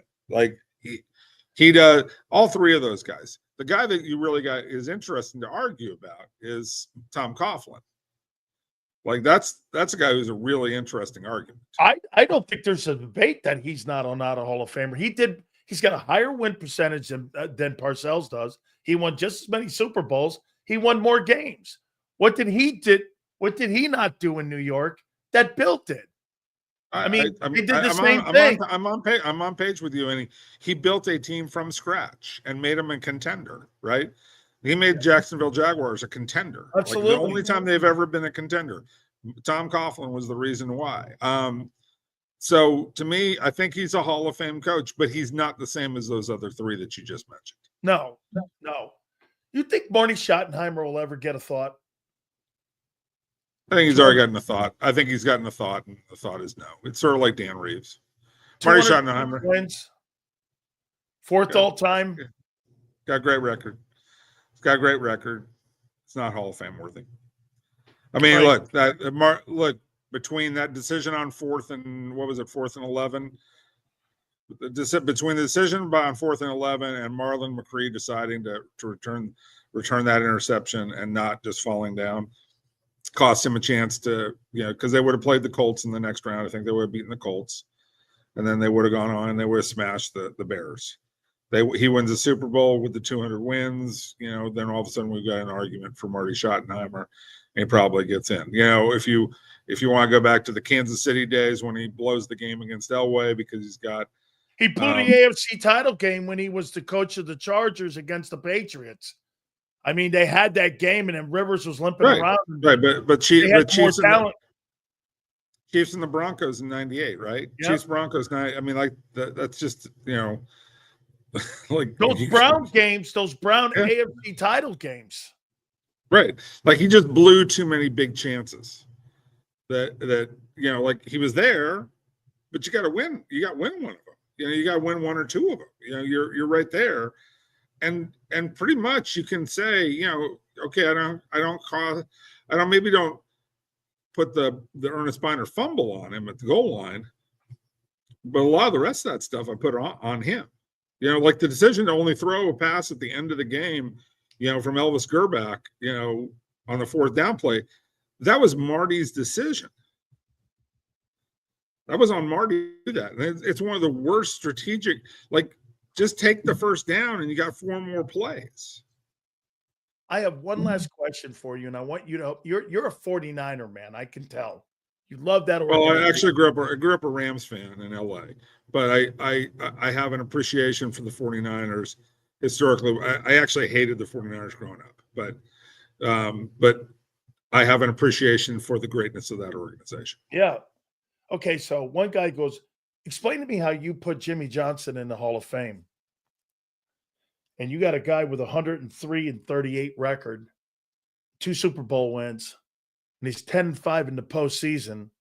And you guys don't even think about George Seifert at all. I mean, you don't even give him a thought. And he's got one of the highest win percentages in the history of pro football. I know when he went to Carolina, I got it. Everyone went, well, it was the Niners, but still, at the end of the day, we're talking about a guy like Marty Schottenheimer, and here's a guy that's got the goods. I mean, this guy won 103 games. Okay. Stop. 2 Super Bowl wins. Okay, stop. George was a very fine defensive coordinator, and he stayed out of the way of the offense on the two teams that won. He didn't get involved. He didn't screw around with it. He let Holmgren, and then he let Shanahan run the offense those years. Did a very fine job. Okay, great. He wasn't running. That's my point on Sirianni. Right. Well, and that's right now. Sirianni's right there. George but Seifert. Yeah. I mean, look, George Seifert. Look, if Bill Walsh hadn't lost his mind for a week, George never gets a chance. Ever. Right. But Bill like lost his mind for a week, said he wanted to quit. And the DeBartolos were at the point where it's like, okay, we don't, like we're not sitting here kissing your ring anymore, Bill. It was we're tired of but Eddie was like, Eddie had enough too. If Eddie really cared to keep Bill, they would have kept Bill. But they got tired of it. They got tired of the woe is me and the crying and the whining and and they had already given him a lot of rope, after, the blonde that he got involved with, and he was so public about it. And, and then, he blew the game against Minnesota and they had to, rip him a new one.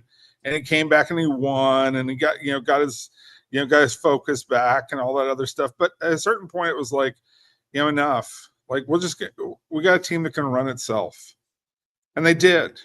They had talent. They had a team that could run itself. They handed it to George. George was a good company man, but it was Bill's team. Like, come on, it was Bill's team. Hey, let me give you on the way out here. So Mr. Bartle told me what happened. So they win the Super Bowl in Miami, and I'm and I'm at Mr. DeBartolo's home in Tampa, and he's telling me, I go, whatever happened after that? I mean, remember Bill Walsh ran out after the awards ceremony, the trophy? He walked out. He goes, it's not time right now. I'll have another time for it. And he was trying to make it all about me. And it really pissed Mr. D off because the players, everyone was really excited about having won the 4th Super Bowl. It was the 4th one.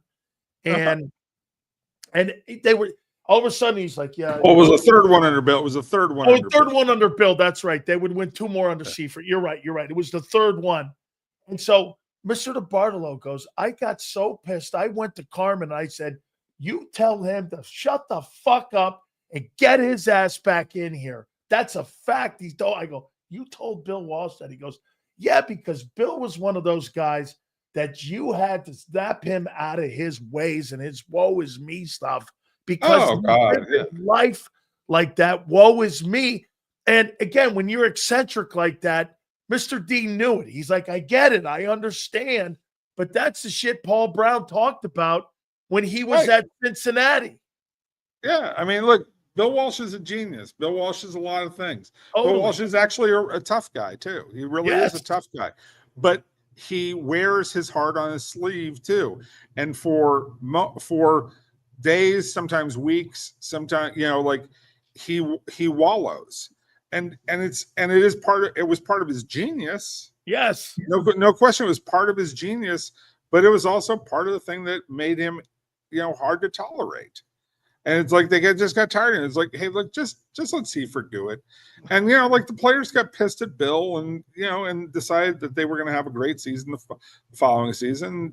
Again, George stayed out of the way, but George is just a more elaborate version of Barry Switzer. Come on. It's like, that's what it is. And like what I say about this guy Sirianni in Philly, I think he's like that too. I think he's the same way. He's a little bit better than that, but he's not. But yeah, he's more of a CEO than he is an actual coach. But I think he's got, you can't argue with the results. The results are. Look at this. He's 108 and 35. He's 10-5 in the postseason with 2 rings. I don't know, man. That's awful impressive. And on top of that, that's it. That's great. It's great. But I saw those teams, and I know that he was Bill Walsh's caddy. He was 6 times in the NFC Championship game. Okay, I know but he was still Bill Walsh's caddy. Bill he was the caboose, you're saying? Yeah. Jace, I appreciate you, brother. Thank you so much, my friend. All right, dude. Be good. Thanks. You got it. That is Jason Cole. Yeah, man. I love that. Look at his Seifert record here, man. So let me get this right. So look at Seifert here. 28-4. He's not wrong, Jason, by the way. Then he's 10-6. That's 38-10 in 3 years. Then he's 14-2 again. So in how many years? 1, 2, 3, 4 years. This guy is, he's 52-12.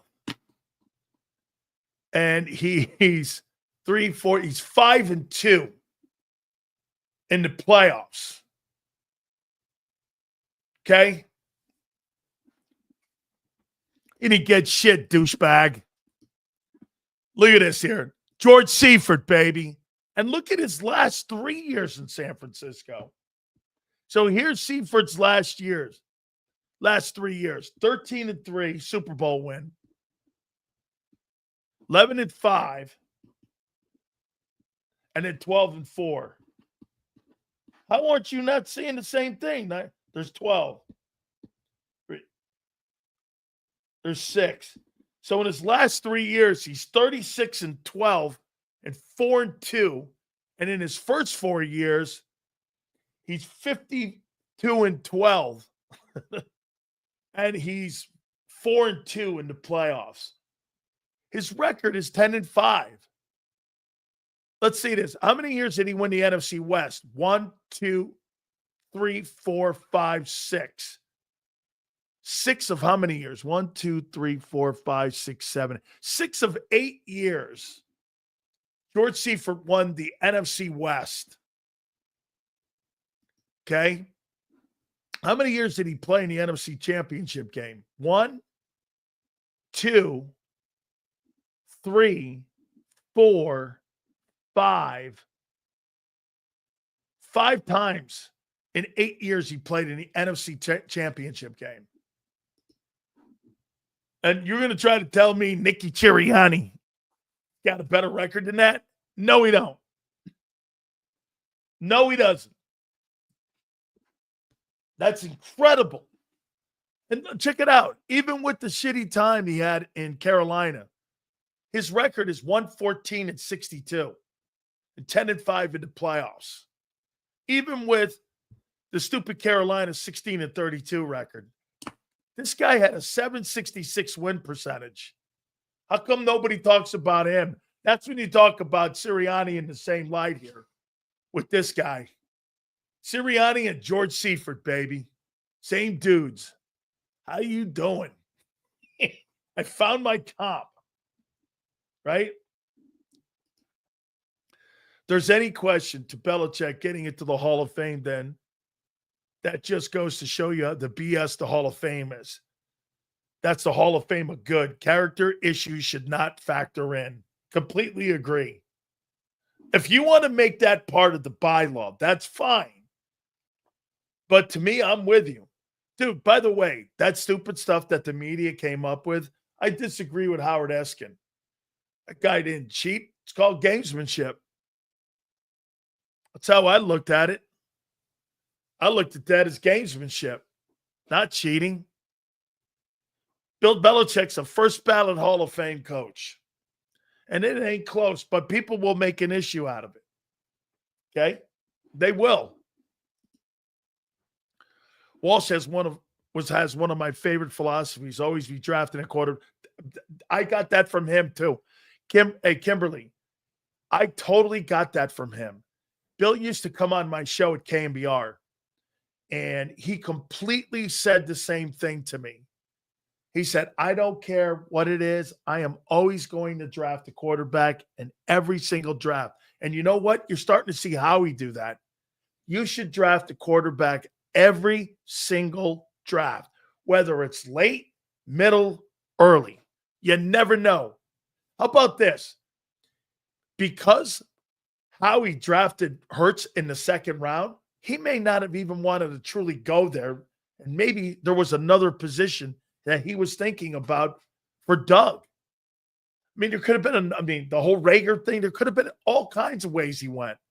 But they drafted a quarterback, and they saw something in the kid. Clearly, get this.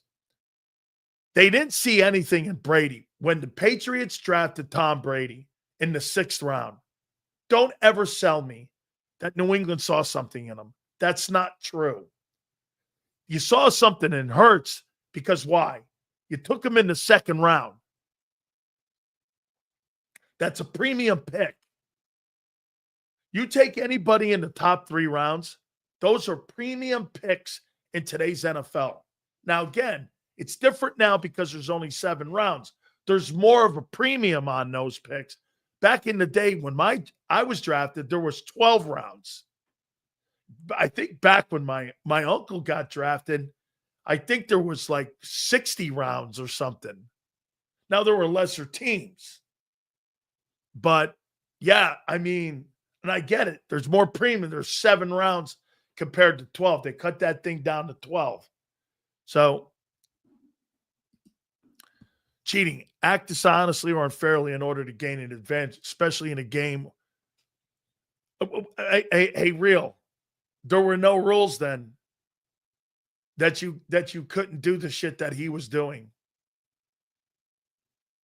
The quarterback did that, not Belichick. Deflategate had nothing to do with him.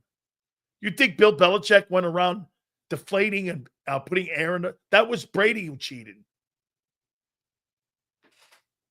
Brady cheated. Belichick didn't cheat. Deflategate was him, Brady. But no one wanted to blame Brady. The video, get this.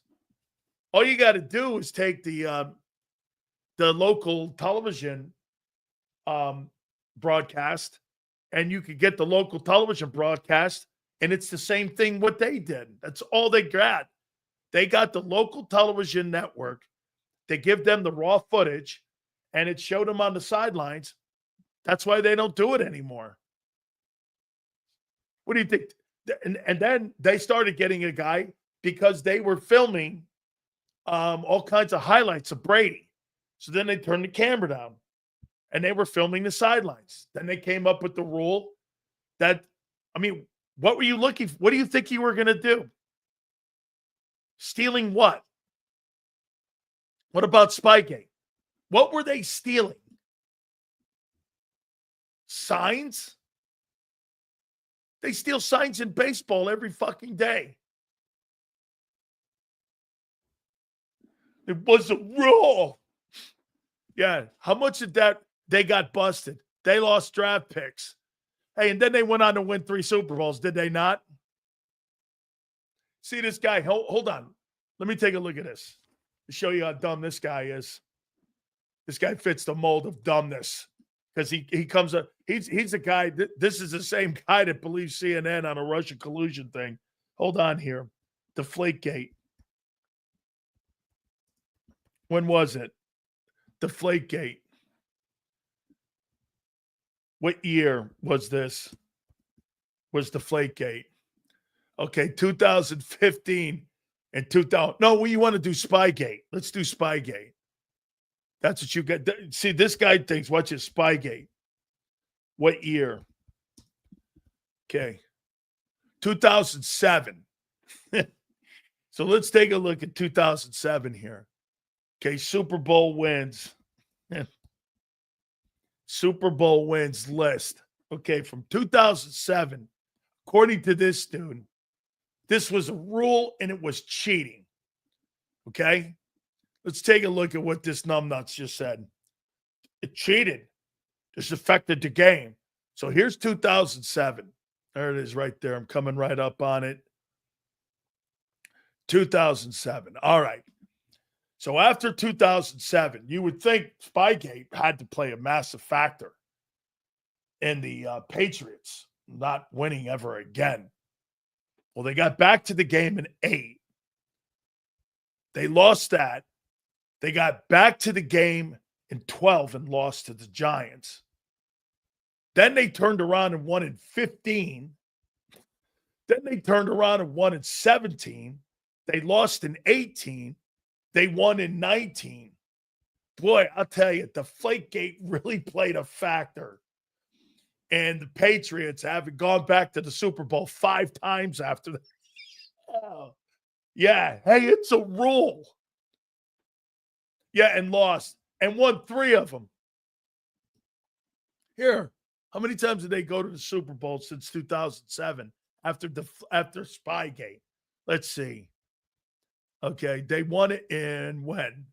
They won it in 19. They lost it in 18. They won it in 17. So that's 1, 2, 3, 4, 5, 6.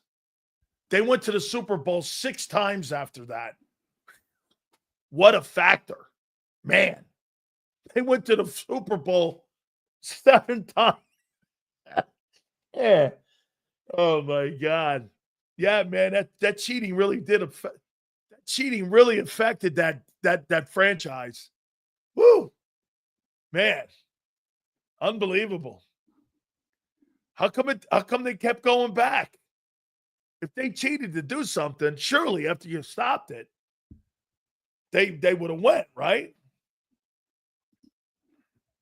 Hey, you told me it was a rule.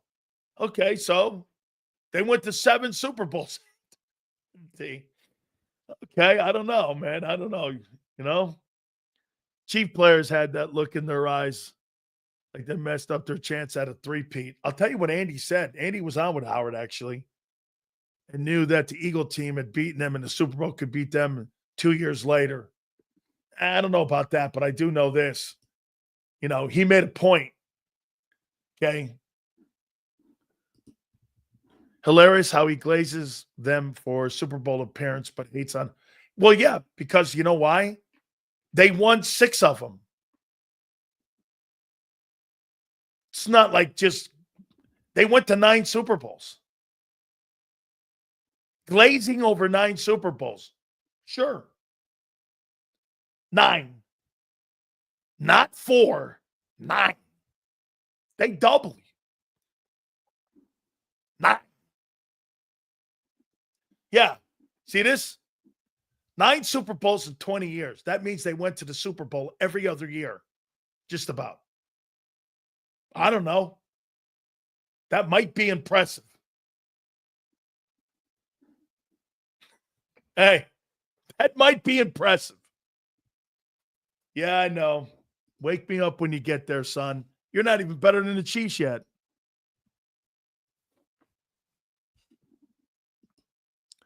Belichick had 2 dynasties. I know. He got caught on Spygate, and then he went to 7 of them. Yeah, man. Yeah, I know. I played a factor, huh, Twiz? Holy shit. This guy here, man. What a cheater. Shit. Guy went to 9 Super Bowls. Okay? Right? And here's Sir Lose-A-Lot. Sir Lose-A-Lot. What are you guys in Super Bowls now? Let me see. 1980. L. 2004. L. 2022. L. 17. Oh, you're 2-3. That's not bad. You're 2-3 in Super Bowls. Not bad. Bring it on, baby. Bring it on. Like to tell you, my friends, about my good friends at Morgan & Morgan. Thank you very much for being a proud sponsor of the National Football Show with Big Sales. If you're ever injured, do me a favor, guys. Make sure you check out our friends at Morgan & Morgan. They are number 1, just like we are, because you know why? We win. Absolutely spectacular stuff. They win for their clients. This is why Morgan & Morgan is here with Big Sales. It's because winners stay with winners, baby. If you're ever injured, do me a favor. Please check them out at forthepeople.com/big sales or pound law 529. That's forthepeople.com/big sales or pound law 529. And do me a favor. You tell them Big Sales sent you. This is Eric. When he got injured in a car accident, he called Morgan & Morgan. He not only gets a lawyer, he gets trial lawyers like Sam and Jessica, who are in it to win it. He gets his own investigators with briefcases, leather ones. And if you ever have questions, our customer service folks keep things rolling. Injured? We're your army. Morgan & Morgan, America's largest injury law firm. Your financial future is on the line. Are you ready for what's next? At Leone & Company Wealth Management, we help young professionals, business owners, and pre-retirees navigate the complexities of building and protecting wealth. For young professionals, we'll help you grow your wealth, plan for your future, and make the most of your hard-earned dollars. For business owners, we provide strategies to protect your company, manage risks, and create a lasting legacy for both your business and personal wealth. For pre-retirees, we'll design a plan to secure your retirement, ensuring you can live comfortably and confidently in your next chapter. Whether you're just starting out, managing a thriving business, or preparing for retirement, we're here to help you take control of your financial future. The first consultation is on us. Get the advice you need without the cost. Let's make your financial vision a reality. Take the next step. Scan the QR code to schedule your free consultation today. And of course, go Birds.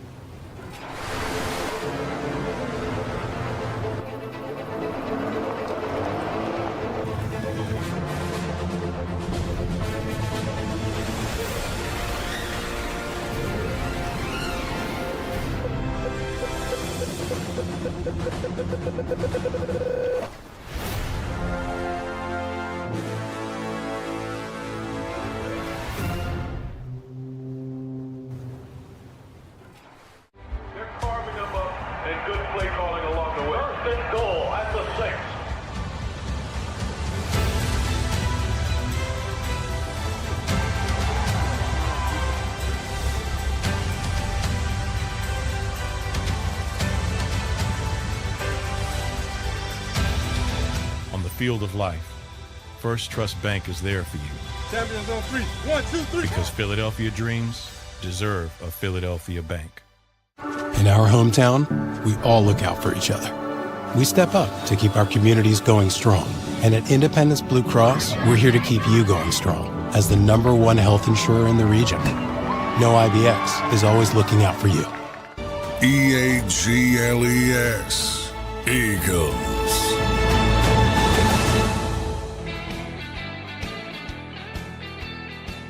Hit the like button, Big Sills.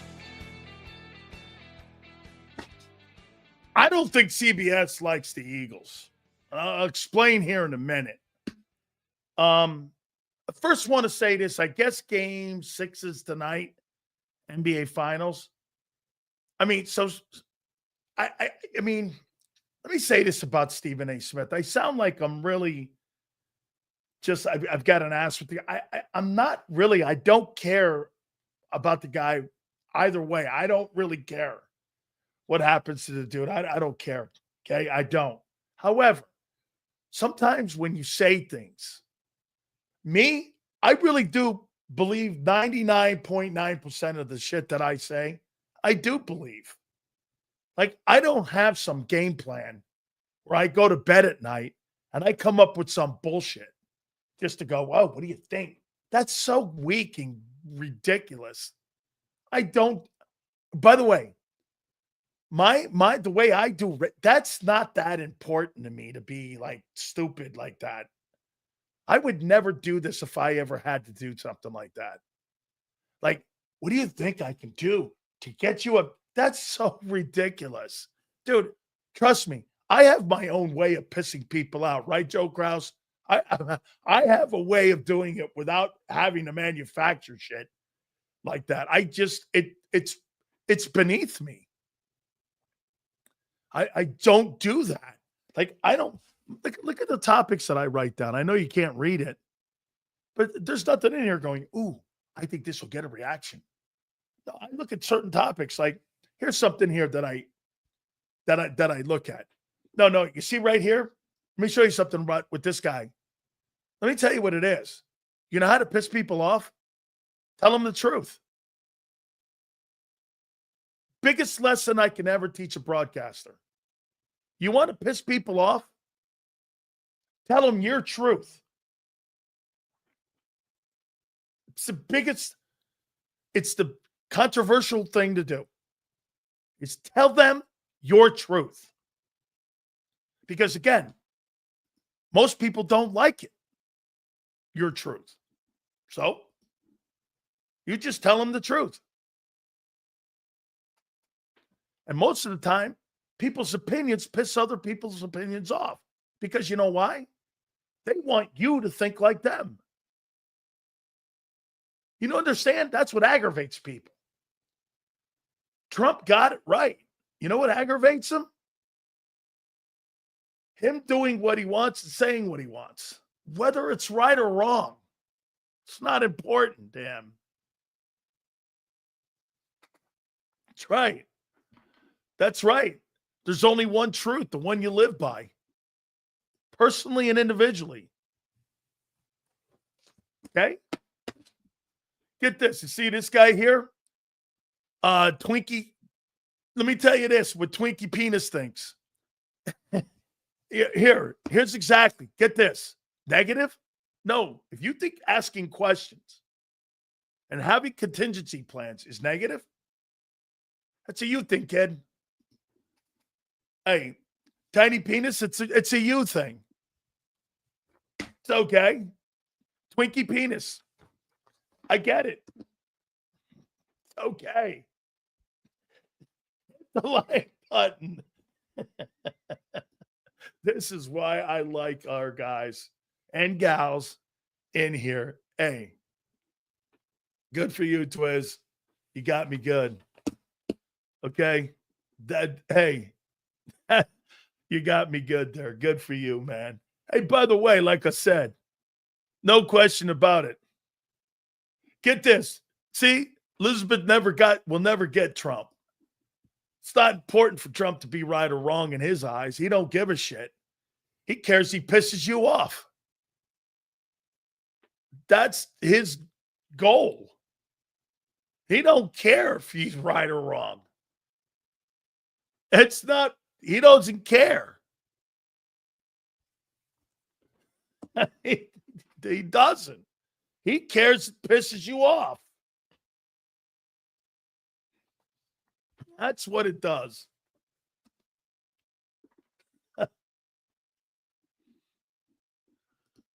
Get this. You know how to communicate your points and get folks riled up too, man, but it's all good. I'm here for it. No. Hey, that is my delivery has a way of, yes, I'm not going to deny that. Okay? See, there you go, Sue. That's right. Sue, it's not about following Trump. It's not about being and buying into his politics. It's what Sue just did here. I get Trump. Love I mean, hey, he's like George Steinbrenner. You think George Steinbrenner was right? He ran the Yankees like a dictator. You think he talks like Jerry Jones? When I see Donald Trump, you know what it reminds me of? An NFL owner. That's how owners talk. Okay? Now they have the, and that'll piss everyone off more. Holy cow. The guy's magic at pissing that whole. I get that guy. Dude, it's not about right and wrong with him. It's about reaction. His truth, okay, does not fall in line with so many people's way of thinking in this country. But you know what he does do? He infuriates. Get this. He galvanizes and infuriates. Hey, Sue, I'm going to do one last thing on Trump here, but I'm going to say, and you know this, and people know this as well as anybody. Do you understand that dividing the country with galvanizing one side and having the other side hate you the most is how you keep your enemies close and your friends closer? By dividing people. You think galvanizing a country is going to be in the best interest for a leader? Even the other Democrats do that. Are you crazy? It's better to divide than unite. And you're like, well, don't you want to unite the country? They don't. I get this guy. Guy would rather divide the country because it keeps the country weak than having it united and strong. That's what he does. And what people don't get. That's why he talks shit to people. Be like, I can't believe he talks. Yes, you can. And by the way, real quick, one more time. All those protesting people, okay? Where were you on November? Get this. What do you mean you don't understand the harm? Bet. That's not what we're talking about here. I'm not talking whether or not he's good or bad for the country. I'm talking about how he got elected. That's how he got elected. He got elected somehow. Hey, okay, that's how these NFL owners. You think the NFL owners are ever going to be on the side of players? They divide the players with themselves, with the rich guys and the roster guys. When's the last time you guys have ever seen a quarterback holdout? Can you tell me? Has there been a quarterback holdout when it comes to those big contracts? Have you guys seen a quarterback not like play a season and they didn't play? Has there been anybody that is held out? I mean, that deal that Jalen Hurts signed was like one of the quietest $250 million deals I've ever seen. Those guys aren't holding out. Why? Because they're part of the structure of the company. Okay? I didn't even know that deal was on the table. Boom. We wake up one morning, remember? And all of a sudden, the deal was done. Those guys aren't holding out. Position players will hold out. Okay? Position players will. Okay?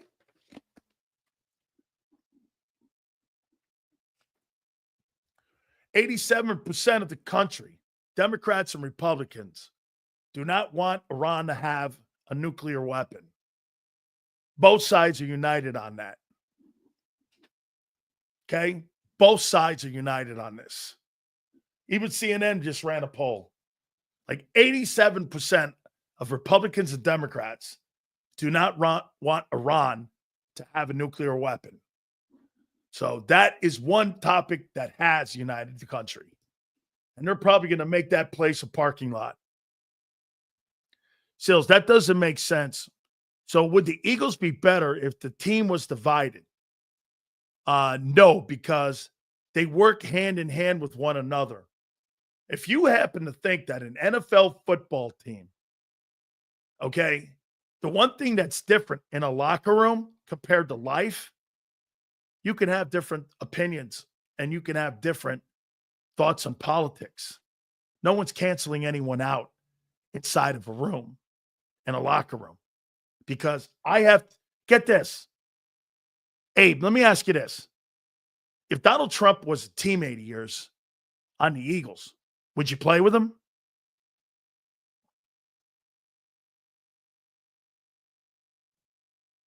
Would you play with him? Your owner puts Donald Trump in your room. He hired him. I didn't hire him. I got to play with him. Like it or not. You know how many people in the country wouldn't? People in this room wouldn't play with him. Because if you listen to them talking, they would say, I don't want anything to do with him. Well, that's dividing the room. You got to suck it up and play with that guy. Guy beats a kid like Adrian Peterson. You think I would play with him? I have to. Does that make me a bad guy? Oh, my owner put him in the room. I didn't put him in there.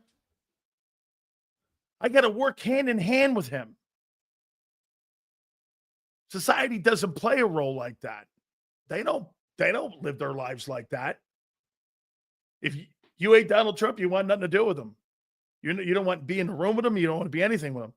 Well, when you're on a football team, you got to be in the room with them, and you got to play with them, and you got to deal with them.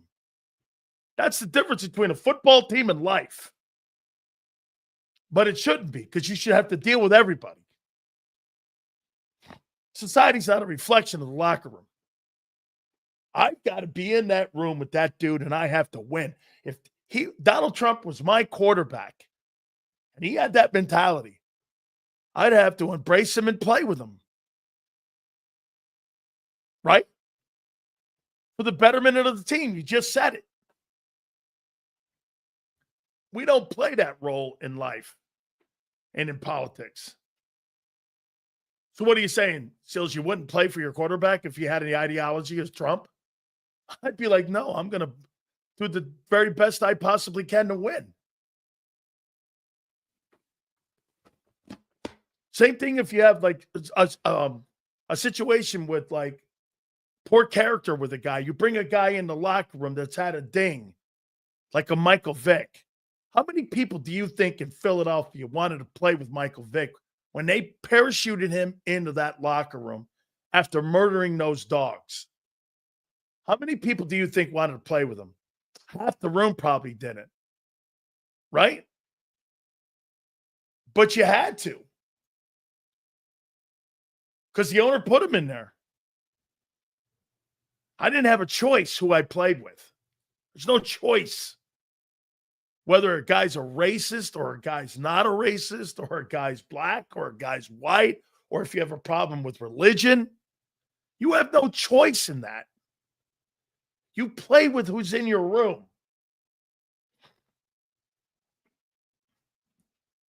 That's the difference between a team. You put that shit aside. And you do. I can't tell you how many arguments. I'll give you guys a story.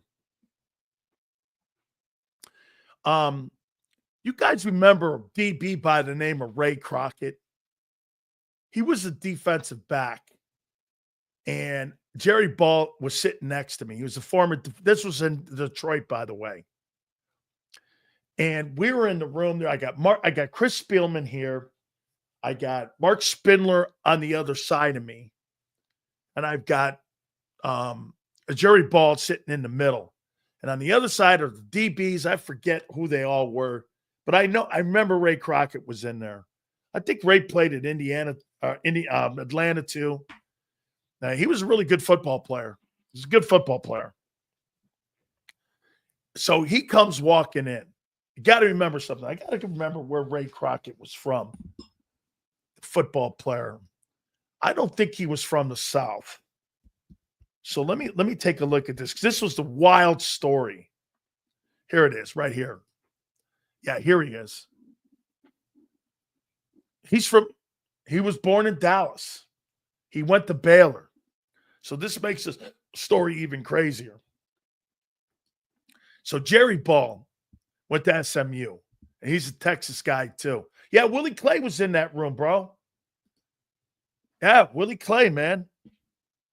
Absolutely, man. As a matter of fact, let me do this. Willie Clay was in that. Benny Blades, my buddy from University of Miami. Absolutely. Let me take a look at this here real quick before I go on with this. Detroit Lions.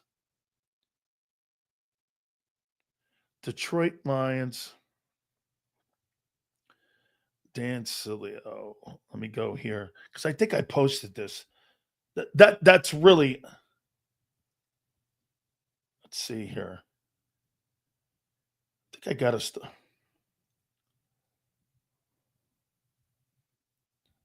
thought I had a starting lineup here. Post.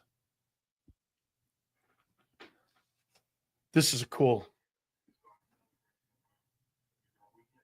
There's my boy Jerry Ball. There's Big Sills there, 69.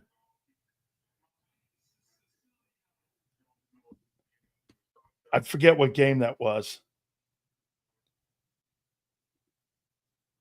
It has the starting lineups in here. I showed you that check. Get ready for a Lions game. I like playing there. I had a really good time playing there. I don't think I can find it. I had a starting lineup in there. And Willie Clay was on that team. He was on that team. Really great dudes, man. Anyway, so Ray Crockett comes walking in. And he has a bandana with a Confederate flag around his head. And immediately Jerry Ball goes, man, you know better than that. And sure enough, all of a sudden, before you know it, there was a fist fight. And these two guys are fighting on the floor. I mean, everybody's fighting. Guy goes in, you know better than that. He said, take that damn thing off your head. And I'm sitting there, and I looked over at Chris. I go, yeah, this ain't going to be good. Sure enough, man, he wouldn't do it. He walked over there, and all of a sudden, Ray jumped up, popped him in the chin. And before you know it, these two guys were fighting over a handkerchief that was a Confederate flag because Jerry Ball was offended by it because he's from the South. And Ray's from Dallas, too. And these two guys were in there fighting. My point is, you don't know who's in that locker room with you. You got to put that shit aside. You just got to put that shit aside, dude. You don't have the same freedoms you have in the real world where you can pick and choose your friends based on politics or religious or whatever. You don't. You got to get in there and play. You got to like the guy. You don't have to like the guy. You got to respect the guy you're playing with. Okay? It doesn't work like that. And so, well, anyway, so Stephen A. Smith, I was getting ready to say before I get into the rest of I want to talk about CBS here in a minute. So Stephen A. Smith goes on the air, and he'll go on the air again tonight, I'm assuming, in Game 6. And he's saying that a lot of NBA players have told him that Memphis is unsafe to live and that they don't want to live there.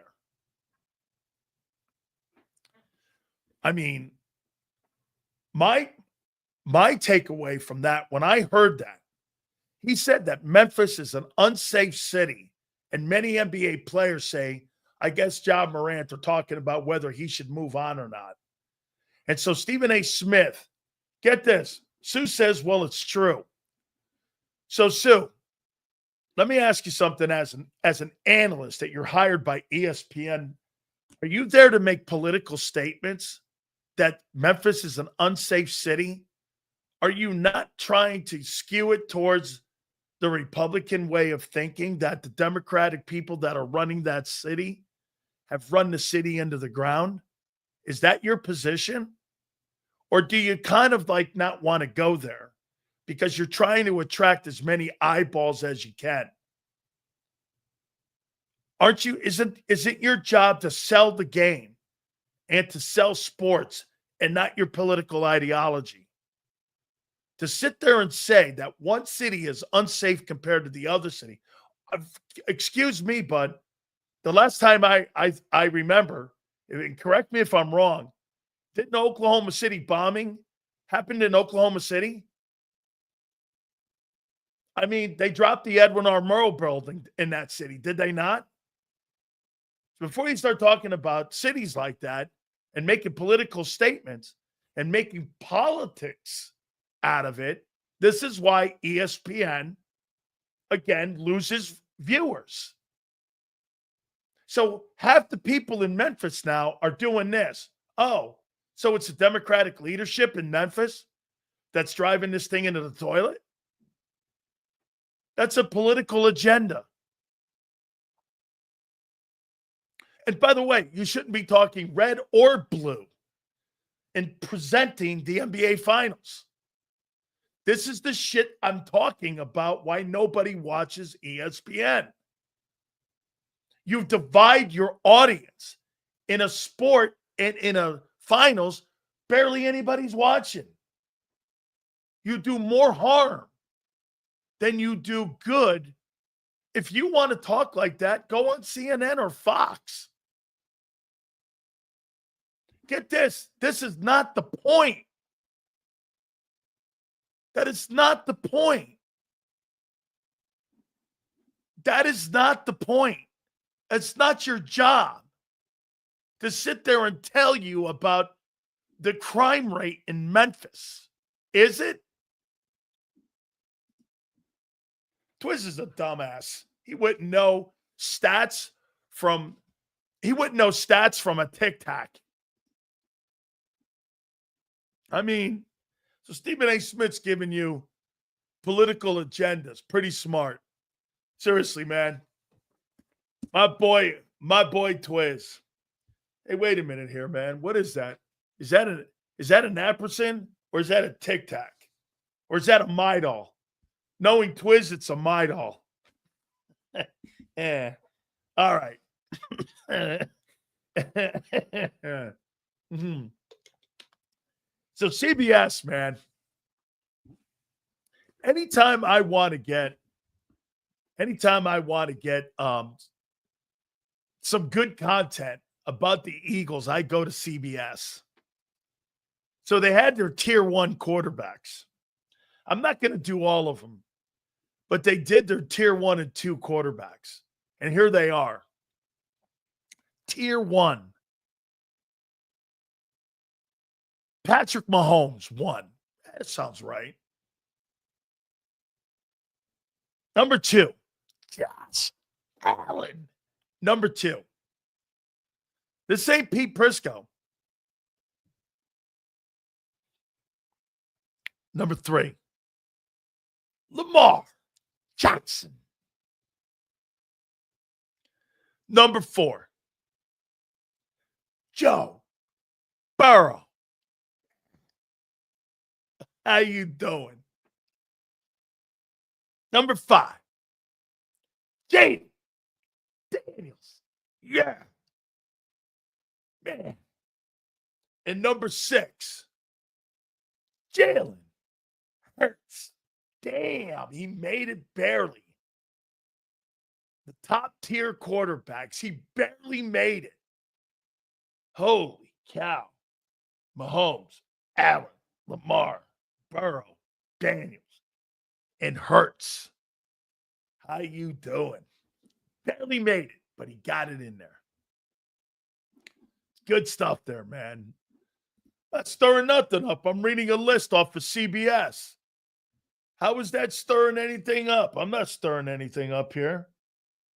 Tier 2, Stafford 1, Goff 2, Purdy 3, Love from Green Bay 4, Herbert 5, and Dak number 6. Look at that. So they got Daniels, Burrow, Lamar, Allen, and Mahomes ranked ahead of Hurts. Yeah. So's your mom. How you doing? How you doing? What do you mean? This ain't my list.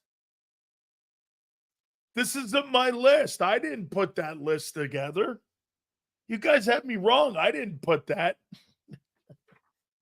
No way, man. I didn't do that. How could Daniels be tier 1 after 1 year? Well, how can your guy get $250 million after 1 year? Okay? I mean, it happens. The kid's a great player. I don't think he's going to have a drop-off. I don't. I got it, man. I get it. Hey, by the way, I think he does have to show me too again. He can do it again. I totally do. I'm with you. See here. On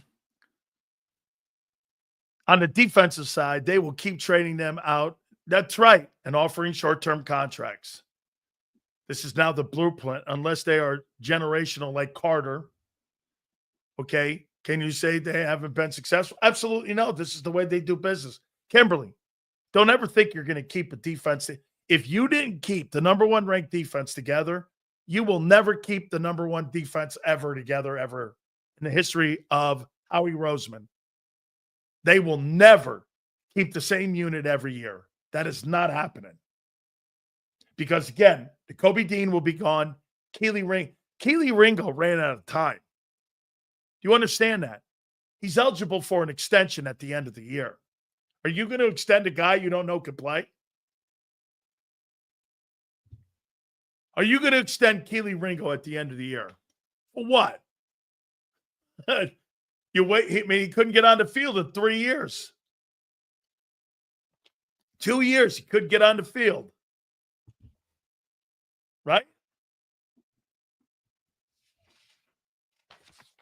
He couldn't get on the field. Well, he wasted his time. So at the end of the year, do you remember Neil Smith, Kevin Carter, McLaughlin, Chester, Al Wilson? I remember all those guys. Those guys played during my era. Not Kevin Carter. Neil did. Chester was a little after me. Bryce was too. But Neil played during my time. Neil went to Nebraska. He was a really good football player. If he's cheap, if a guy gets 4 picks, and as you guys are calling him all pro, you think that guy's going to go for what? $5 million? At 24 years old, 25 years old? He's going to go for $16, $17 million. You're not re-signing that guy. You might. You might if he turns out to be a stiff. The better these guys play, the harder it is going to be to sign them. Moro Jomo's got to, here, I wrote the list down. Reed Blankenship, are you paying that guy $10 million? Okay, there's 10. Nakobe Dean, you letting him go? Let's just hypothetically say you're going to pay them all. What are you going to pay Nakobe? You're paying the other linebacker 17. What are you going to pay him? 12? Okay, there's 22. What are you going to pay Nolan Smith if he gets you 10 sacks? 25 million? There's 47. What are you going to pay Carter? Well, shit, that's 35 million. Okay? That's 82 million. Don't forget, you got $192 million in offense. The salary cap, as Yale says, goes up. Not like this. What are you going to do with Moro Jomo if he plays well? You going to give him 10? Okay. So now you're talking $100 million. You're talking just in starters alone and not talking about your backups. $290 million. What do you think the cap's going to go up next year? 315? It's not going to go that high. That thing's going to get to about 280. You're going to be over the cap. Especially with the void years. Because you got to, if you start paying defensive players, like what you guys said, Kimberly, you know what the model is? The model is not to pay defense. Dean will not get resigned. 1 year prove-it deal? Why would I do that? Nakobe Dean's going to look for a 3-year contract where he gets signing bonus money in case he gets catastrophically injured. Why in the world would I come back to sign with Philly with no signing bonus money when I could go potentially, if I play well, sign a 3-year contract at $12 to $13 million? That's complete stupid thinking. 1 year deal, what? $6 million? Yeah, okay. Get this. So according to Twiz, he'll take a 1-year deal at $7 million versus a 3-year contract with guaranteed money and potentially making $12 to $13 million a year. Yeah, I'm sure he'll do that. Yeah, okay. Why? Because it's Philly? These guys want to get paid too, Jackson. Quarterback does. The quarterback ain't taking pay cuts. Why should Dean take a pay cut? It's virtually impossible to keep them together. Yeah, because you know why? Your defensive players are starting to get better. That's why. The way it's set up, the NFL, it's money talks. It's right. They remember something too. These guys got their rings. They got a ring. Kobe Dean, all the rest of these guys, they got rings now. Now it's about chasing money. Dallas Goedert took a pay cut. He did. Dallas Goedert is 29 years old or 28 years old. Nakobe Dean is still on his rookie contract. It's a far cry in the difference. And plus, he made $15 million a year.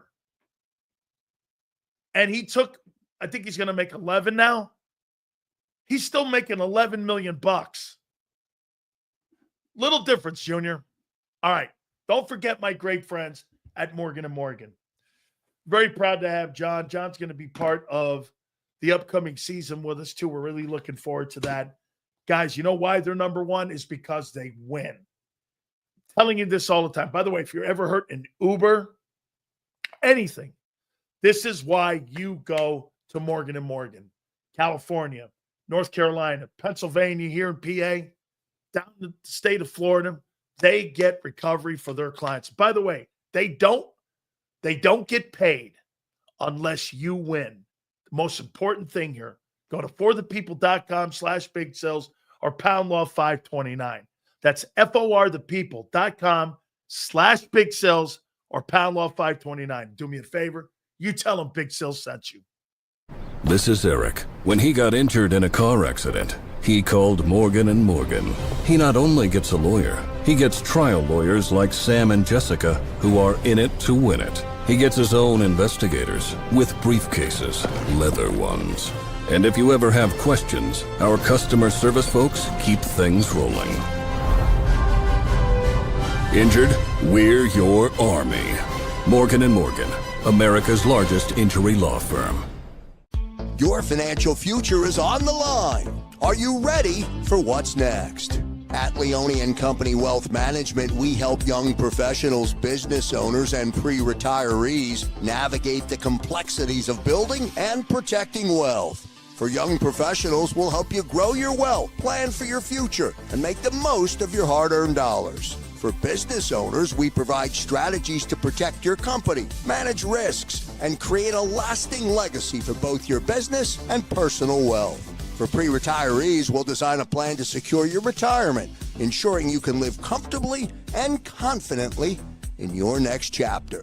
Whether you're just starting out, managing a thriving business, or preparing for retirement, we're here to help you take control of your financial future. The first consultation is on us. Get the advice you need without the cost. Let's make your financial vision a reality. Take the next step. Scan the QR code to schedule your free consultation today. And of course, go Birds.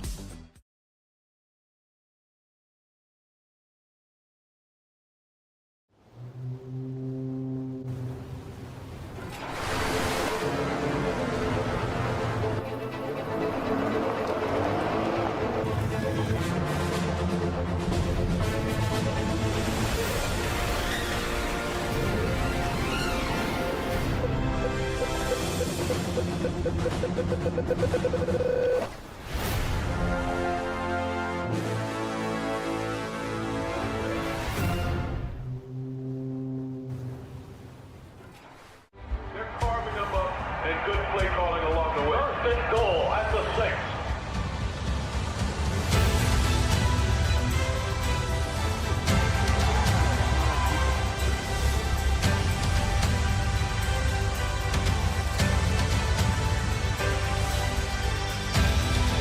On the field of life, First Trust Bank is there for you Champions on 3. 1, 2, 3. because Philadelphia dreams deserve a Philadelphia bank.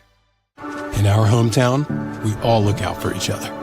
We step up to keep our communities going strong. And at Independence Blue Cross, we're here to keep you going strong as the #1 health insurer in the region. No IBX is always looking out for you. EAGLES, Eagles.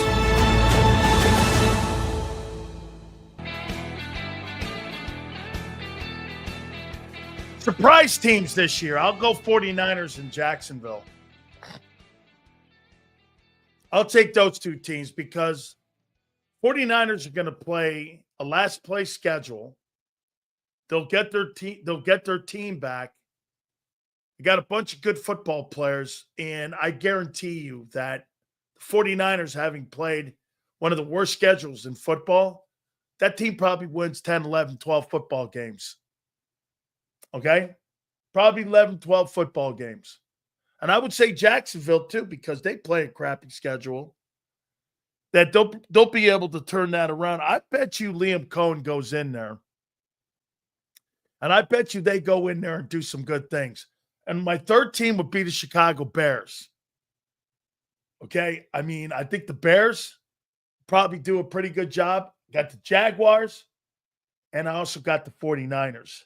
I think the 49ers, man, I mean, look, they get rid of Debo, obviously, because they ended up signing Brock Purdy to that giant contract that gave him $50+ million.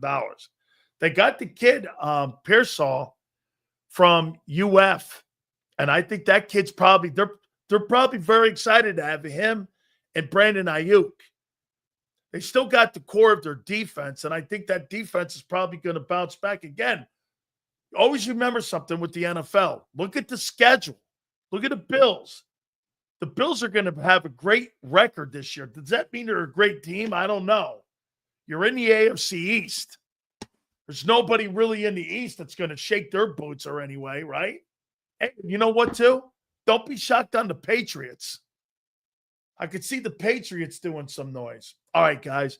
I can't thank you guys enough, man. Thank you so much again for each and every single day. By the way, Diamond Dallas Page is going to be on with us next week. So we're going to get his backside on. We're going to get Chris Sims on too. We're working on getting him on. We appreciate you guys so much. 2 to 6, please hit the like button, and we shall see you on the flip side.